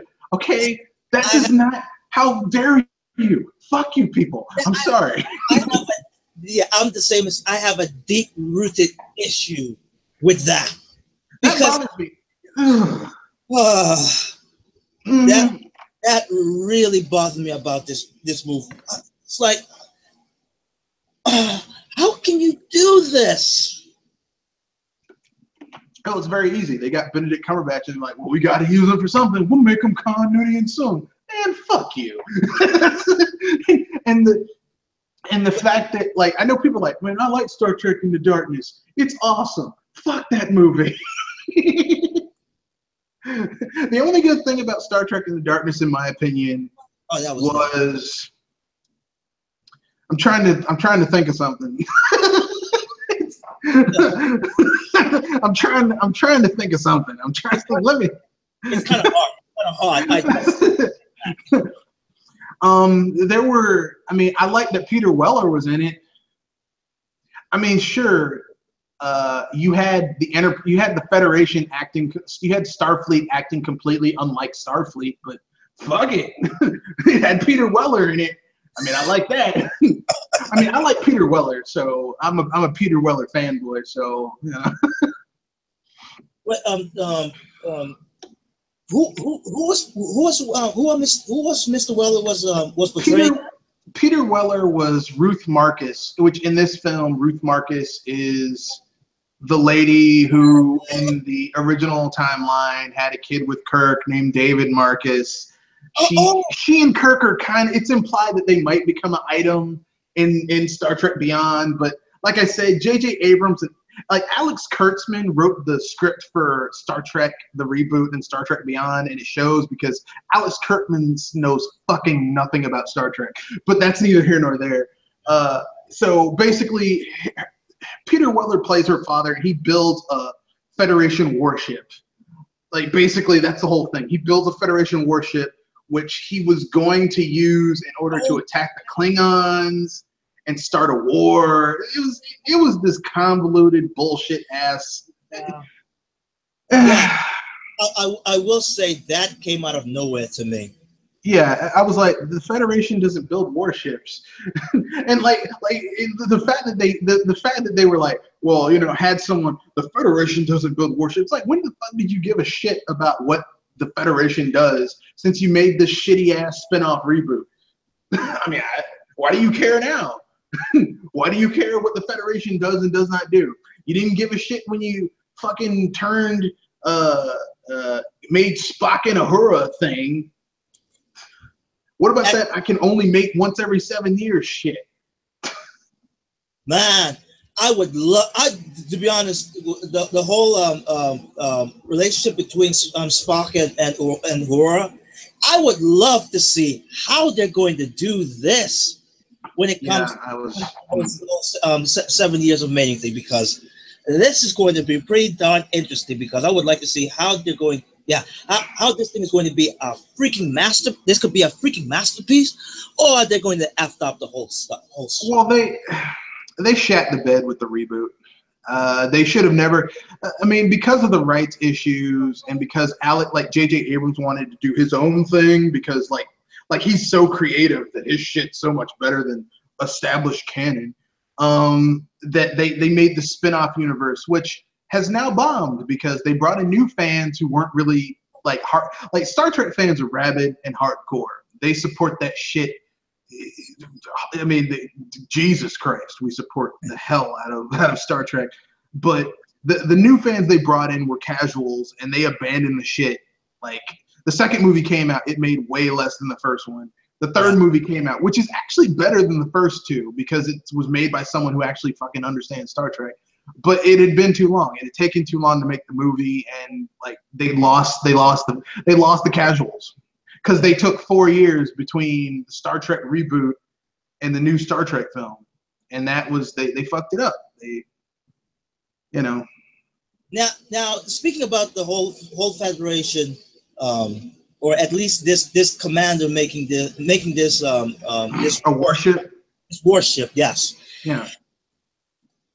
And this is where I am going off on a limb here, on a very far, long, wide limb here. The only reason I can come up with. And yes, you know what? If people can dismantle my notion, I would say go ahead, because even I'm kind of finding myself going like I say, on a long limb here. But if they actually, or if this person actually commanded for this warship to be made, possibly the reason why he commissioned this is because of what happened in the reboot. Because well, I mean, the thing is that they did this weird spinoff with Alex Kurtzman and JJ. Basically, what happened behind the scenes is that because the rights for Star Trek are in a fucking turmoil, and no one wants to put the money out to do the right thing, they said we're gonna make our own thing, but it's gonna kind of use the Star Trek thing, so they call it the Kelvin timeline. The Kelvin timeline is this bullshit where Sulu is gay even though in the original series he was straight. Whatever. I really call bullocks on that too. Yeah, and because Matt, if Zulu was really gay, then my goodness, then he was been in the closet for. Well, I mean, because look, you know what happened. Look, here's what happened. When Kirk's father died, that was the butterfly effect, and it changed people's personalities and everything else. I mean, look, it turned Khan Noonien Sung from a Indian dude from sub-Saharan Asian. That's Bullock to me. Subcontinent Asia into Benedict Cumberbatch, who look, he's a fine actor, but let's keep it real. Benedict Cumberbatch is from the UK. That's where they make white people. He's the whitest man in the world. To be honest, I didn't even think that they could even make him any whiter than he is. But you know what? Speaking about Cumberbatch, how about this? I would be more tolerant if they, going on a limb here, if they somehow instead of painting him white, how about painting him a bit yellow to have a little bit more of that Indian ethnicity, even a bit of yellowish brown or something like that. A little blackface. Well, I wouldn't go there, but yeah, or have him some sort of long toupee with a mullet. Like Ricardo Montalban did in Wrath of Khan. Yeah, something like that, because at least he kind of does have that facial structure of that type of ethnicity, well, except for the eyes. But do that.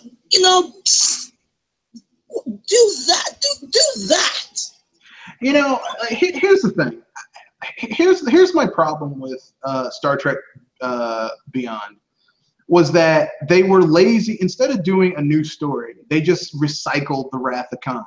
But it's a shittier version of Wrath of Khan. It's not like just switching out some things. Oh, it's Wrath of Khan. Sit your ass down.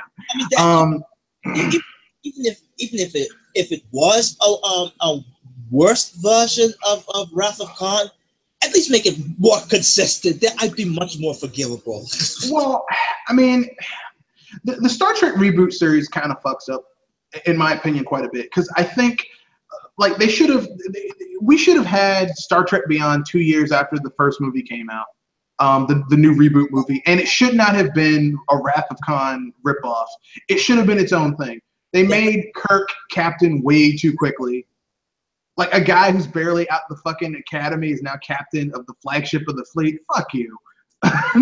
I think these three movies should have been Kirk becoming captain of the Enterprise. Like the first movie, maybe he's a lieutenant commander. Like he's like in Riker's position from the Next Generation, where he's like the second in command. Yes, Spock could have been science officer. Spock's always been science officer. That's his thing.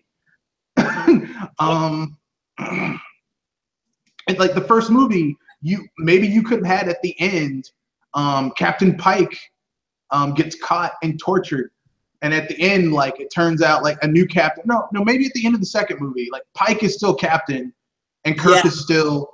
At the end of the first movie, Pike is still captain. In the second movie, at the end, Pike gets caught and tortured, and then he's like in a wheelchair, like he is in the original Star Trek, where he's got to tell that story about how these aliens give him a new body and let him have in their like pleasure dome and stuff like that. And then you can. I mean, that would be a nice call, because Star Trek fans be like, "Oh, I get what you did there. That's cool. That's really cool."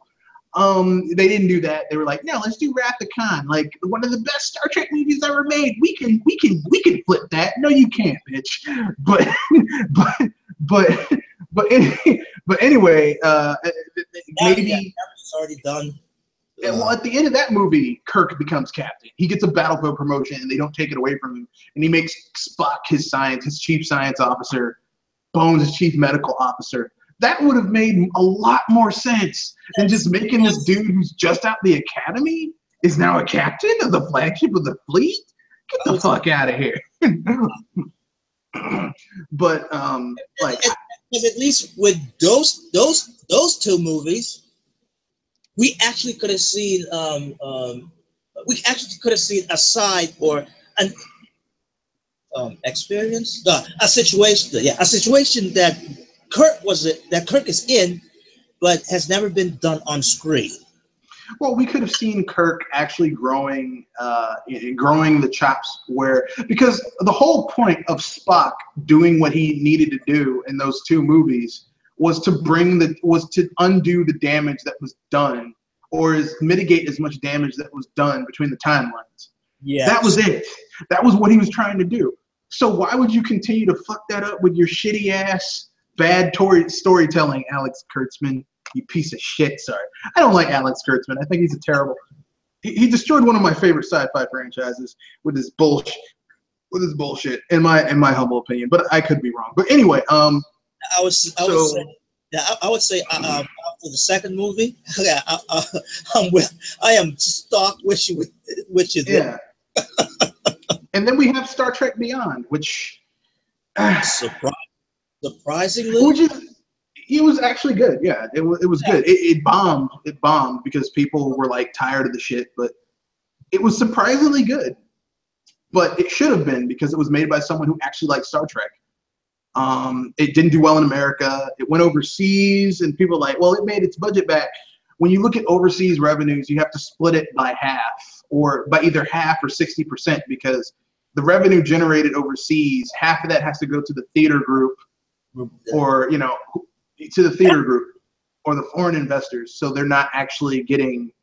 The studio isn't getting all that money. So if something goes over, if something had a budget including marketing of like 200 million, and in the theaters here it only made like 60, 70 million, and then it goes overseas and it made 150 million, that doesn't mean it made its budget back. That means that really you cut that in half, it really only made like 60 million. So overall, maybe 120 on 100 on a 200 million budget, they lost money.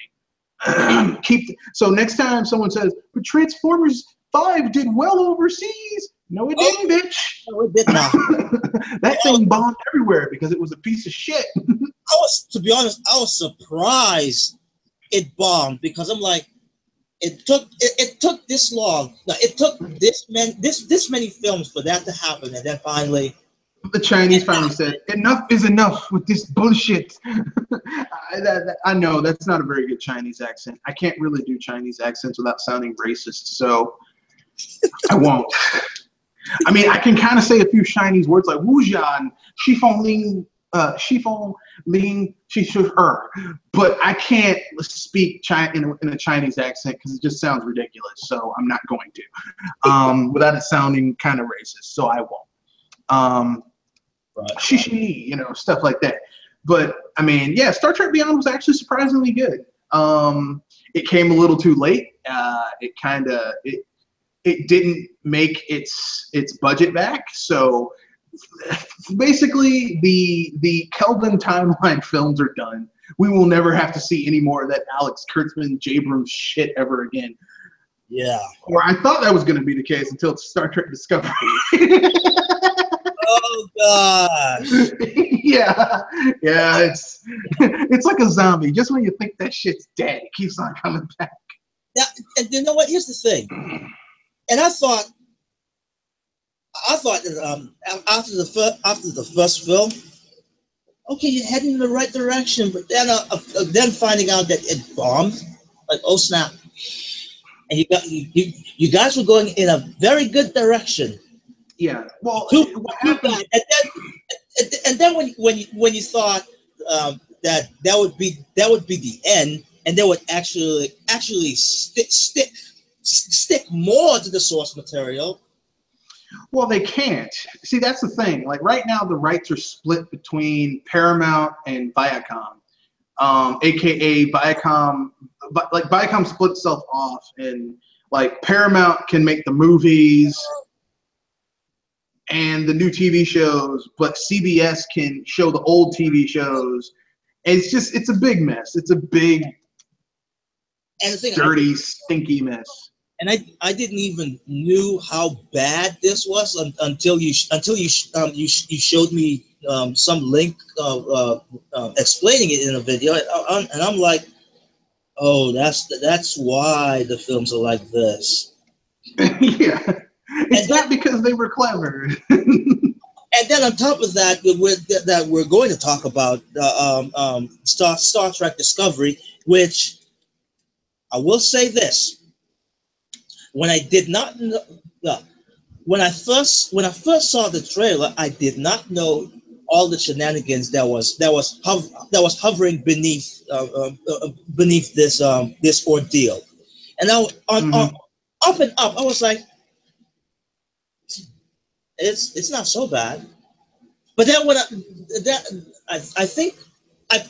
I'm not sure, but I think I must have heard this in the trailer, or probably not. But when I heard one of the female characters, was it First Lieutenant or was it the Captain? It doesn't matter. Yeah, was it Captain Georgiou or was it the Lieutenant Commander? I think it's the Lieutenant Commander. Okay, so it was Sonequa Green. Yeah. Yeah, that her character is basically the stepsister of Spock. Yeah, she's Spock's half human adopted sister, which when I heard that, I was like, wait, what? Yeah. It's like no one learned their lesson from Cybok from Star Trek V. Like, seriously, just keep on giving. Like, really, Spock's dad is the horniest motherfucker in the galaxy because he keeps on having all these kids and adopting random kids just popping out. Hey, I'm adopting you. And the thing is, how when I finally seen the vid that you brought up for us, the way they say that they introduce this character as the adopted sister is because Sarek feels bad of what happened on a certain planet or some certain situation that he adopted this character. But I'm like, do you keep shoehorning this? And on top of that, one of the person in that video said that, okay, you're going back in the well that's already been overdone with. Did you have to go with this connection with Spock and the Vulcan? I mean, there's a lot more alien species out there besides the Vulcan, right? No, we can't do that. Well, I mean, the thing is like they just won't do what people. It's like they won't do what people want to do. Here's what Star Trek fans want. Okay, like right now, it's looking like Star Trek Discovery is going to be a garbage fire. And if anyone, look, I'm going to blame the people behind the scenes who are doing behind the scenes stuff. I'm going to blame CBS. I'm going to blame the showrunners who basically just like no one wants to pony up and play ball and do an actual good thing. CBS is trying to use this to push their shitty all access thing. I will not be using CBS to watch this. I have other ways of watching this without using CBS. So fuck you, Les Moonves. But you know what? To be honest, when I just looked at the trailer, I was pretty darn interested. But then all the bag that came with it when I discovered pun right there. I really do felt a bit more distant because I really thought that this since this is going to entail of what is happening. I think it was at the point that they were trying to build the Federation. Yeah, before the original Star Trek 1966 show came to be. So it's like, oh, good, a great backstory. Well, the problem is that they've already done that, and it was called Enterprise. And Les Moonves actually canceled Enterprise when it was starting to get good. Because like Enterprise, the first 2 seasons are kind of like, I mean, every Star Trek series, the first 2 seasons are kind of, it's finding its feet. But after those first 2 seasons, it starts to get good. Enterprise was getting to that stage where it was starting to get really good. And Les Moonves got scared and said, fuck it, and canceled it. Was that the one that got canceled after after 4 seasons. Yeah. Oh no. Enterprise started to get good, and Enterprise told you how the Federation formed. It told you where the Federation ethos of, you know, to seek out new life, new civilizations, to boldly go where no one has gone before. You know, and plus Enterprise, in my opinion, had the hottest couple. It's like you totally rooted for this couple to get together because it was just so fucking awesome, which is T'Pol and Charles Tucker III. I mean, it was just like Enterprise was good, and it had a great crew, and it like, I mean, I'll admit it took a little bit for Enterprise to grow on me, but now it's like one of my favorite Star Trek series. But it was canceled before its time, and now they're like, well, we can't, so we're gonna use the Jabrams inspired bullshit. They have people, they have these Klingons that don't look like Klingons. Well, these are Klingons that were in stasis, and they were like, come on, man, really? That's another thing that bothered me. I didn't even knew they were Klingons until someone told you. Yeah. out because they were so different. Yeah. I don't. Yeah. That's the point where I'm kind of like, you know what? I can't. I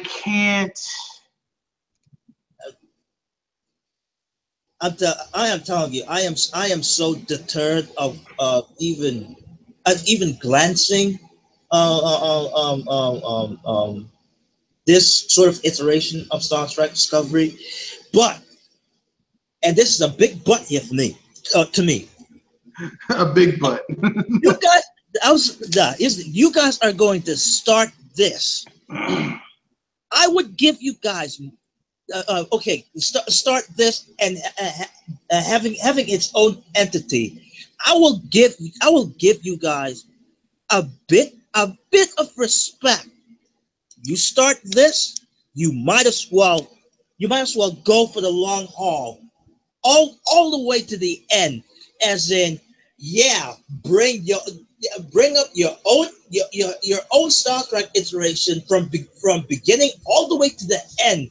And I mean, when I mean to the end, I mean it like this: how the original Star Trek came to be, from its inception all the way to all the way to his bad beginnings. As in, you better let this last 60 years. Well, that ain't gonna happen. I don't even know why you even say it. Yeah, reason why I said I'll give them a bit of respect, because I know this is not going to happen. Yes, yeah, I mean, you know. Yes, I am going to put that bar so high that you guys better be freaking lucky to even profit off of this iteration, that you can take it that far, that you can take that to last it that long. Well, the only reason that like this isn't more of a nightmare is because Netflix underwrote this, so they basically paid for its production. And Netflix is pissed because they're like, we thought we were getting the new Star Trek, and this is like some spin-off alternate universe shit, which they aren't happy. I mean, as a Star Trek fan, I'm not happy about it. I'm like, there's so many cool things. You could have done the Romulan Federation War. That was cool. You could have done after the events of Nemesis, where Romulus, I mean, because at the beginning of Star Trek, the new Star Trek reboot, you learn that actually happened in Nemesis. One of the planets of Romulus exploded. That is a fact, and it was a major catastrophe. How does the Federation deal with that? And instead, we get this shit, which is this reimagining, this retelling, which is actually a reimagining. Reason why I said that before is I don't like it, but I will give you the best of luck, because you guys will definitely need it. Yeah.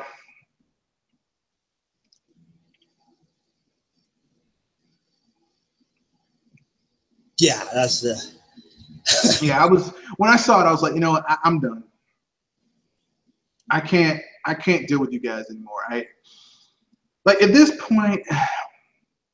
And also, you know what? I think for me, it was a lot. It was a lot better for me to finding out this thing head on before they even started this, because when I'm actually going to see what this discovery is going to be, some discovery, and I am going to be very pissed of the things that I'm seeing. I'm gonna watch this. I'm just not going to use CBS's. I'll watch the first episode on TV, but I'm not gonna pay $6.99 a month or $9.99 a month to watch this shit on their service, because like as a Star Trek fan, you're not giving me what I want.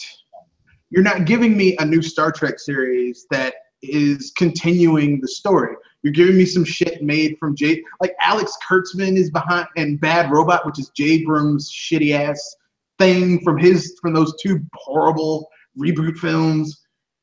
I didn't like those films. Like, those are fine for movies, but I don't want to watch a series with that shit. Now, since Leonard Nimoy is dead, they can't have him pop up. So they're like, well, we'll attach it to Sarek. No. Leave that poor man. His wife died. His son died. Leave that poor man alone. I will say this. Oh snap! I forgot what I wanted to say. Anyway, it might come back. Yeah, it'll pop up. It'll pop up on you. But I finally remembered. I will say this, and I have mixed feelings about this. Mm-hmm. I don't know why, and this is the same thing I'm having problem with Ubisoft, Bethesda, all those things. But yeah, the problem I have here is when companies or productions or producers or even directors coming out and say, or glorifying this statement that this production is going to be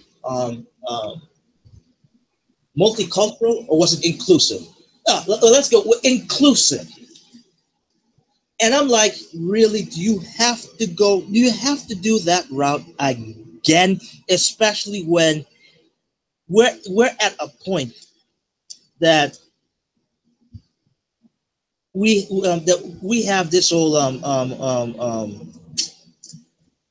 this whole bad situation going on with the whole inclusivity, the whole Black Lives Matter, the whole social justice war, and all this. No, you couldn't just let it let the series come out like that. No, you have to glorify that fact. No, you're going to piss off some part of the fan base, and I don't know why. I don't. Hold on, right? I don't. But here's the thing: I don't know why you have to bring that up in the spotlight, because the Star Trek universe was always about that.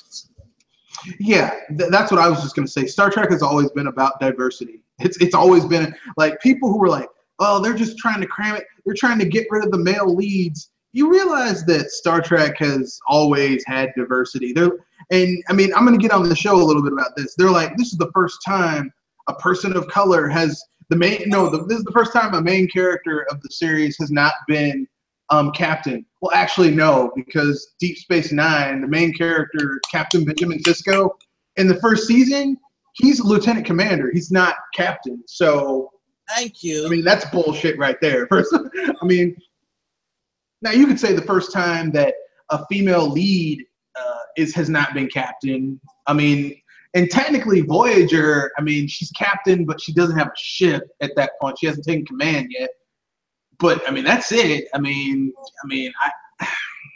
heck, I would even give Star Trek Beyond, which I think one of the high-ranking member is a female.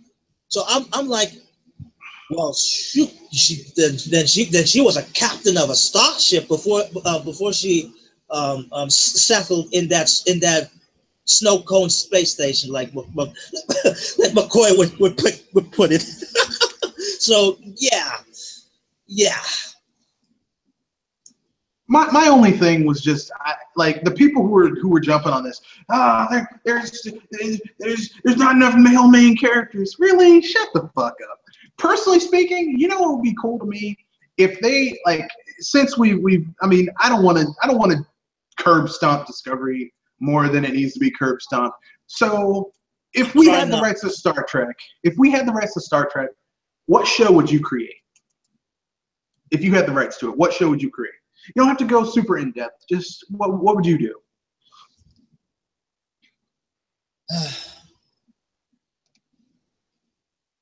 Well, basically, this, what you said that you wanted to make those two first reboot films.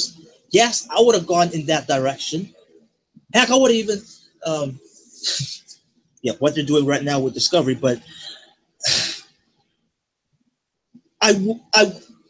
okay. Let's go. If I'm going to do something like Star Trek Discovery, I would not cling it. Cling on. Never mind. I would not cling it to the whole Spock legacy. Let it have its own legacy, because it's in its own. Should I say timeline, or should I say or its own age of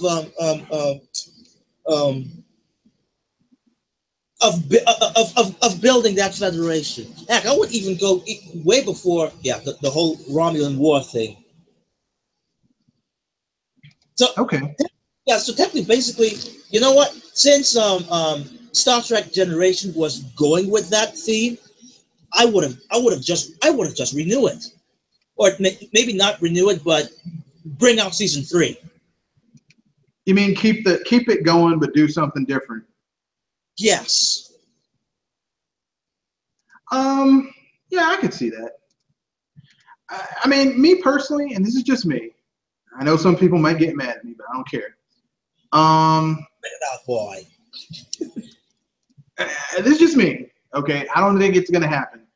If I had the Star Trek license, and these are just ideas that I've just thought of in my head, I would do one of two things. I would do a series about the medic corps.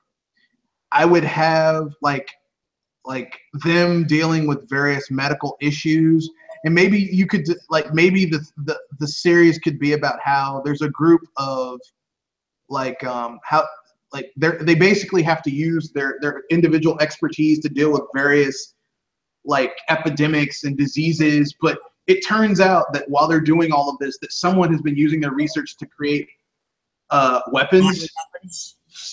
Yeah, biological weapons and stuff like that. So they actually like it turns into the medical corps versus like maybe Section 31, which is basically like the special operations, shadow operation, black ops for the Federation. Like maybe you could have something like that going down. Plus they deal with, you know, the creature of the week type stuff, episodic content, like, you know, yeah, you know, this race is dying, and you know, it's not something that's part of their natural evolution. It's like literally something is been introduced in order to make them die off.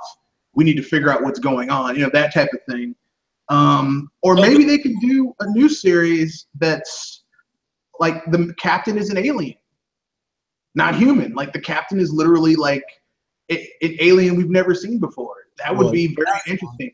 Like maybe an entire crew where they're all aliens, and maybe like it's done through two viewpoints of like an alien crew where a new crewman comes aboard. It's a human, and the human has to get used to being the man out of, you know, the man or woman out of their you know, comfort place. Well, basically, yeah, and basically having a version of Spock in human form. Kind of like that. Yeah, yeah. Actually, I did. Well, I didn't mean exactly intelligence. More like, yeah. It's like, yeah, it's in terms of an alien. Like the human's like, oh, well, this is normal to me, but to these people, their way of thinking is like, because it would be a diverse crew. You wouldn't have like all the same alien race. It'd be like maybe the captain is some race we've never seen before. Maybe the lieutenant commander could be the human. Maybe the science officer is another alien we've never seen before. Maybe the medical officer is an Andorian, or we could have another whatever Dr. Phlox was. I completely forgot. Like there's some really cool stuff you could do to make it cool. And that would be interesting to me, because how would they deal with that? You could have the dynamics where this human person is like maybe kind of discovering, or hey, maybe you could do a series where you have a character who is kind of a delinquent on Earth, but they're intelligent, but they're kind of a delinquent and kind of roguish, and they're given a choice between going to jail, like some type of jail type situation, or enroll in Starfleet. And it turns out that Starfleet gets them straight, but they still have that roguish charm. You could have a very unorthodox captain. Yeah. Who's very like kind of crafty, like kind of like I would say kind of like a Han Solo-esque person, but he still follows. He believes in Starfleet, he or she, but he's like does things very unorthodox, very like off the cuff. Like, you know, the admirals are like, yeah, you did it like this. You're not supposed to do that. Hey, I followed the rules technically. I think that'd be a very interesting series. Like how he would deal with certain things, you know, like. So that'd be a rugged version of Captain Kirk. Well, except this character wouldn't be trying to fuck everything. Yeah, that's the only. Yeah. And he wouldn't be like, because Kirk, like, my problem with Kirk is that he was a little too much of a smug asshole sometimes. Like, okay, Kirk is basically like a smug asshole who thinks he knows everything. Even when he's on the right side, he's still kind of an asshole. Jean-Luc Picard is like that really, really hard-ass teacher who brings the best out of you. You know, like he's like, you know, things are going to be this way. I expect my work to be done like this. I expect my papers to be done like this. But like, damn it, you might not like his personality, but damn it, he's going to bring the best out of you. That's Picard. And then there's Cisco, who's like, Cisco is kind of like the best of both worlds. Cisco does what he needs to do in order to get shit done. And he'll even play dirty when he has to, you know. Yeah. Cisco is the only one who punched a god. He punched Q in the face. He punched a god. And he was cool with it. He's like, Picard never hit me. I'm not Picard. Now, your first choice about the whole medical team. Now, you could probably say that would be like a subdivision of the Federation that specialized in medical. No, the medical corps has existed. I mean, they're a part of the Federation. It's just they do science and medical stuff. Like that's their specialty. Yeah, it's this kind of subdivision that we haven't what was it? That never been exploited, for the lack of a better word. Yeah, we've never seen the medical corps. We've heard them mentioned. Yes. But we've never seen people we've heard of medical ships that go around helping people who are in shit, you know. But we've never seen them, you know, how they actually doing anything. Yes. Yeah. Plus, I just think it would be cool to have my God, you know, this epidemic is killing all these creatures. We need to. This planet's under quarantine. We need to find out what's going on. I always thought those episodes were kind of cool, where they figured out what was going on, had the scientific. Because you could, I mean, look, if they could make multiple versions of Blackjack, which is basically all medical shit, this could work. Trust me, you could do that. I mean, Daggett, I think we have Code Black, ER. Yeah. I know I'm missing a few. So yeah, why not? Why not a Star Trek version of it? Yeah, I mean, you know, they're like, oh shit, what's going on here? Oh snap, you know, there's a mutagenic virus that's turning people into insect-like creatures that are these vicious. I mean, you could turn it into cool stuff. You could have something turning people into monsters that are attacking other people, and they have to figure out why this is happening. Maybe have someone on the crew be infected, and they have to quarantine the person, but they break out of quarantine because even though they've been infected, they still have their intelligence, and they start infecting other people in the crew. There's some cool shit you could do in Star Trek, I think. Yep. Yeah. Or maybe not. People get mad when you say that. No, that is so true, and I wouldn't mind seeing that. Don't say that too loud. People get mad. How dare you? Don't you understand? I mean, come on. Do we really have to do the battle of no spin-off once again? I mean, well, I mean, I'm gonna keep it real. I love. Look, I'm a Trekkie. Okay, I know people I don't like to be called Trekkie. Look, I am a Trekkie. Okay, I wouldn't mind. Before it became a negative connotation with some people, I like Star Trek. Some people don't. That's okay. That's okay. You know, all of these things have room in our world. Okay, you can have Star Trek, you can have Star Wars, you can have Star other things. You can have all of it. Yep.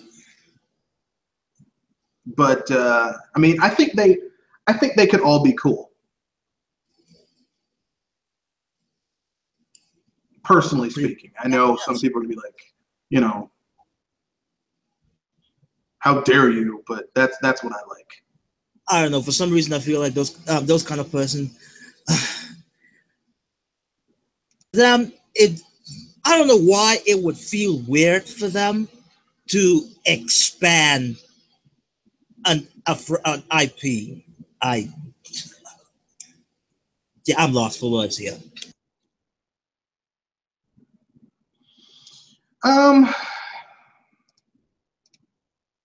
I don't know. Personally speaking, I think that Star Trek there's room for all of it. My only thing that bothers me is that people don't seem to understand that Like Star Trek has a long storied history. There's a lot of stuff that was built up about it, and it's totally worth having. Star Trek is totally worth having. So yes, I would totally like to see Star Trek return. Yes, I think that it still is, worth having. And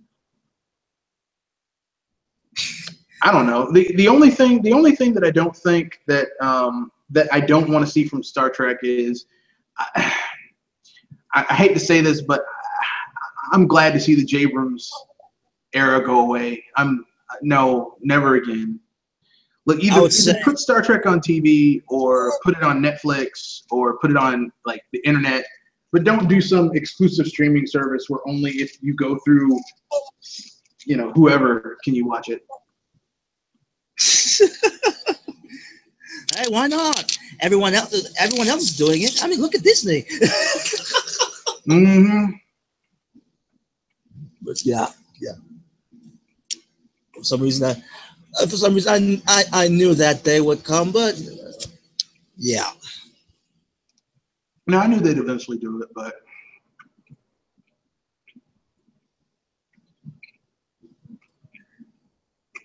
it's still sad.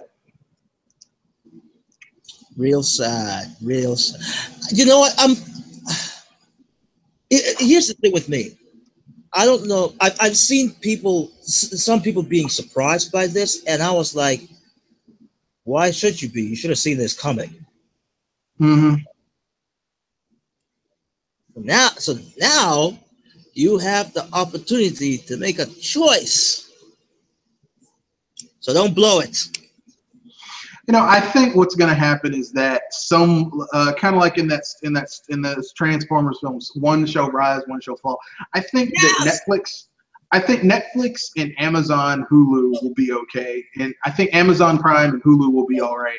But Disney might be able to swing it too, but I don't think they'll be number one. But the CBS shit is gonna go. I'm sorry, this CBS stuff is gonna die on the vine. I think. Yeah. I'm seeing it. Let's see who could possibly also, because the thing is like. Oh, by the way, HBO as well. Well, I mean, the thing is that if you have cable, you get HBO Go for free with your cable. It's bundled in with your cable. You get it automatically. So if you have basic cable with like maybe 1 or 2 premium channels, you get that. But here's the thing. All of these little streaming services, if you combine what people pay for Netflix, which is, let's say, $10, Hulu, which is $10 for the basic package,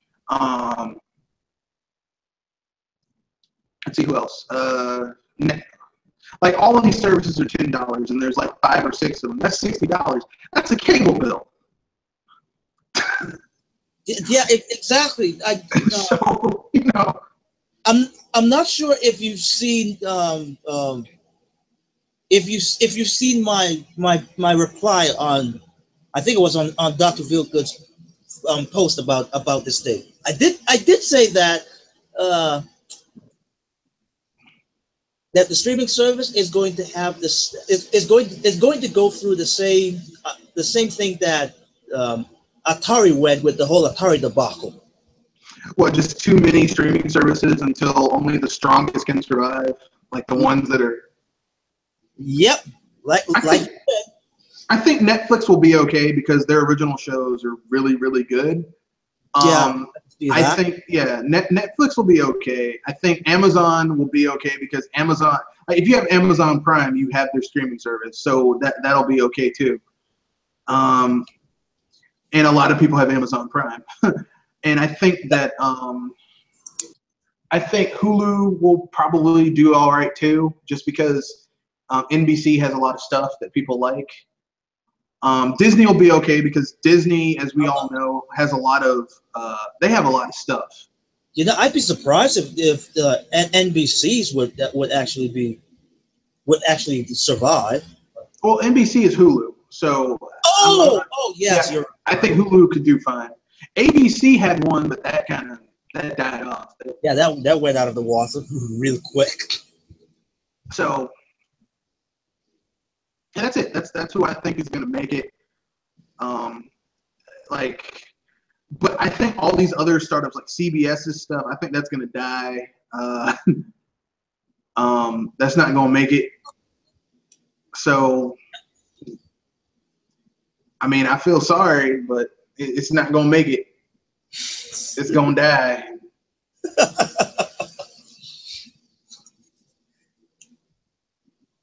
I mean, I know some people are going to get mad. How dare you? It's dead, son. Yeah. Okay. It's sad that even I am laughing about this. Yeah. I get it. Yes. Some people is going to lose their job for this, but that's business for you. Man, it's not that. Listen. I don't want anyone to lose their jobs or anything like that. But the problem is that. Oh no, I shouldn't say that that's business for you. I should have said like this. That's the market for you. Yeah, if it's too much, it's going to implode on itself. Yeah, go ahead. Yeah, I mean, it's just because like I said, once you factor in the price of all that stuff, you have that game. I mean, you don't have the game. Like the market is friggin' saturated. It's saturated with with all these streaming services, and people are like, "Well, I'm cutting the cord. I'm cutting the cord." Look, if you get 5, 6 of these streaming services, you're paying as much as if you paid for cable. And the way cable boxes are now, those are streaming things too, and you get a lot of that stuff for free. Like if you have HBO Go, if you already pay for HBO, you get HBO Go. I mean, you know what? I think we do have HBO Go down here in the Caribbean on those oh crap, what was it again? On those packages, on those film packages. So yeah, you are right. I think you are right. You are right about that. I'm just saying. It seems a little weird to me, that people don't get that. But with that being said, I think we've reached the end of this road. We've gone well over an hour and a half, an hour-ish. We've almost gone 2.5 hours. So with that being said, let's wrap this up. Anything you want to pimp out, Triple M, before we wrap things up? To be honest, I don't think I have anything to pimp out. Just I would say just was it shout out or is it? Oh no, plug in. I'm just plugging in Dr. Feelgood's the AGOL cast, which whenever that can whenever that can get up on its feet.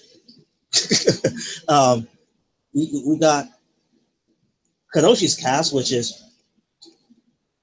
kind of quiet right now, but hey, I might have a surprise that'll spring up again. Also, check out Terminator's the Juices Loose cast, which is also that comes on a regular basis, just about. I think it was every Monday, or was it Friday? I think it was Monday. But yeah,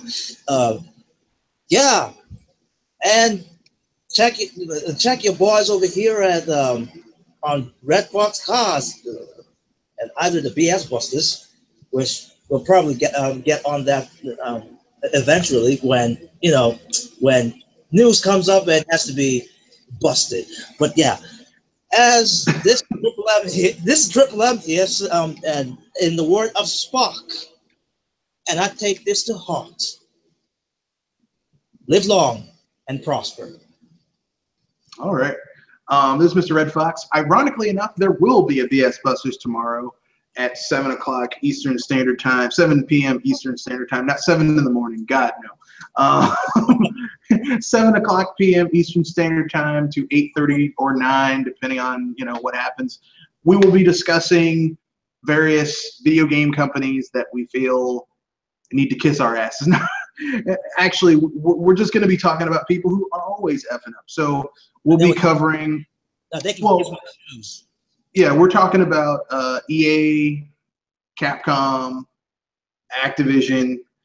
Microsoft has a special part to play in tomorrow's BS Busters because Microsoft has been effing up big all week long. So, and I haven't even talked about it. I've been saving it for the BS Busters. So pay attention to that BS Busters tomorrow. The next Sci-Fi Power Hour, we will have it next week on a Saturday. It's sometime, knock on wood, and it will be about Gojira. Both basically because the guy who played Gojira for like 30-something years, the guy in the suit, he died recently, and I mean, it's the Sci-Fi Power Hour-ish, so got to talk about the guy in the suit. Got to talk about actually the movie monster that has the most movies in his franchises is Gojira. He beats out King Kong, Jason, Dracula. Or even Jaws. No, Jaws is not a monster movie. The Wolfman, giant sharks. Ooh. He beats all of them. He really is the king of all monsters. Not that giant monkey with the hairy ass. Even though he's an ape. He's an ape. I know he's an ape. But yeah, interesting. So with that being said, look forward to that. I have some more videos coming out probably tomorrow or the day after tomorrow when I get them, you know, upgraded and twisted around everything. So look forward to that. Enjoy and peace. Good night. Have fun. Beam us up, Scotty.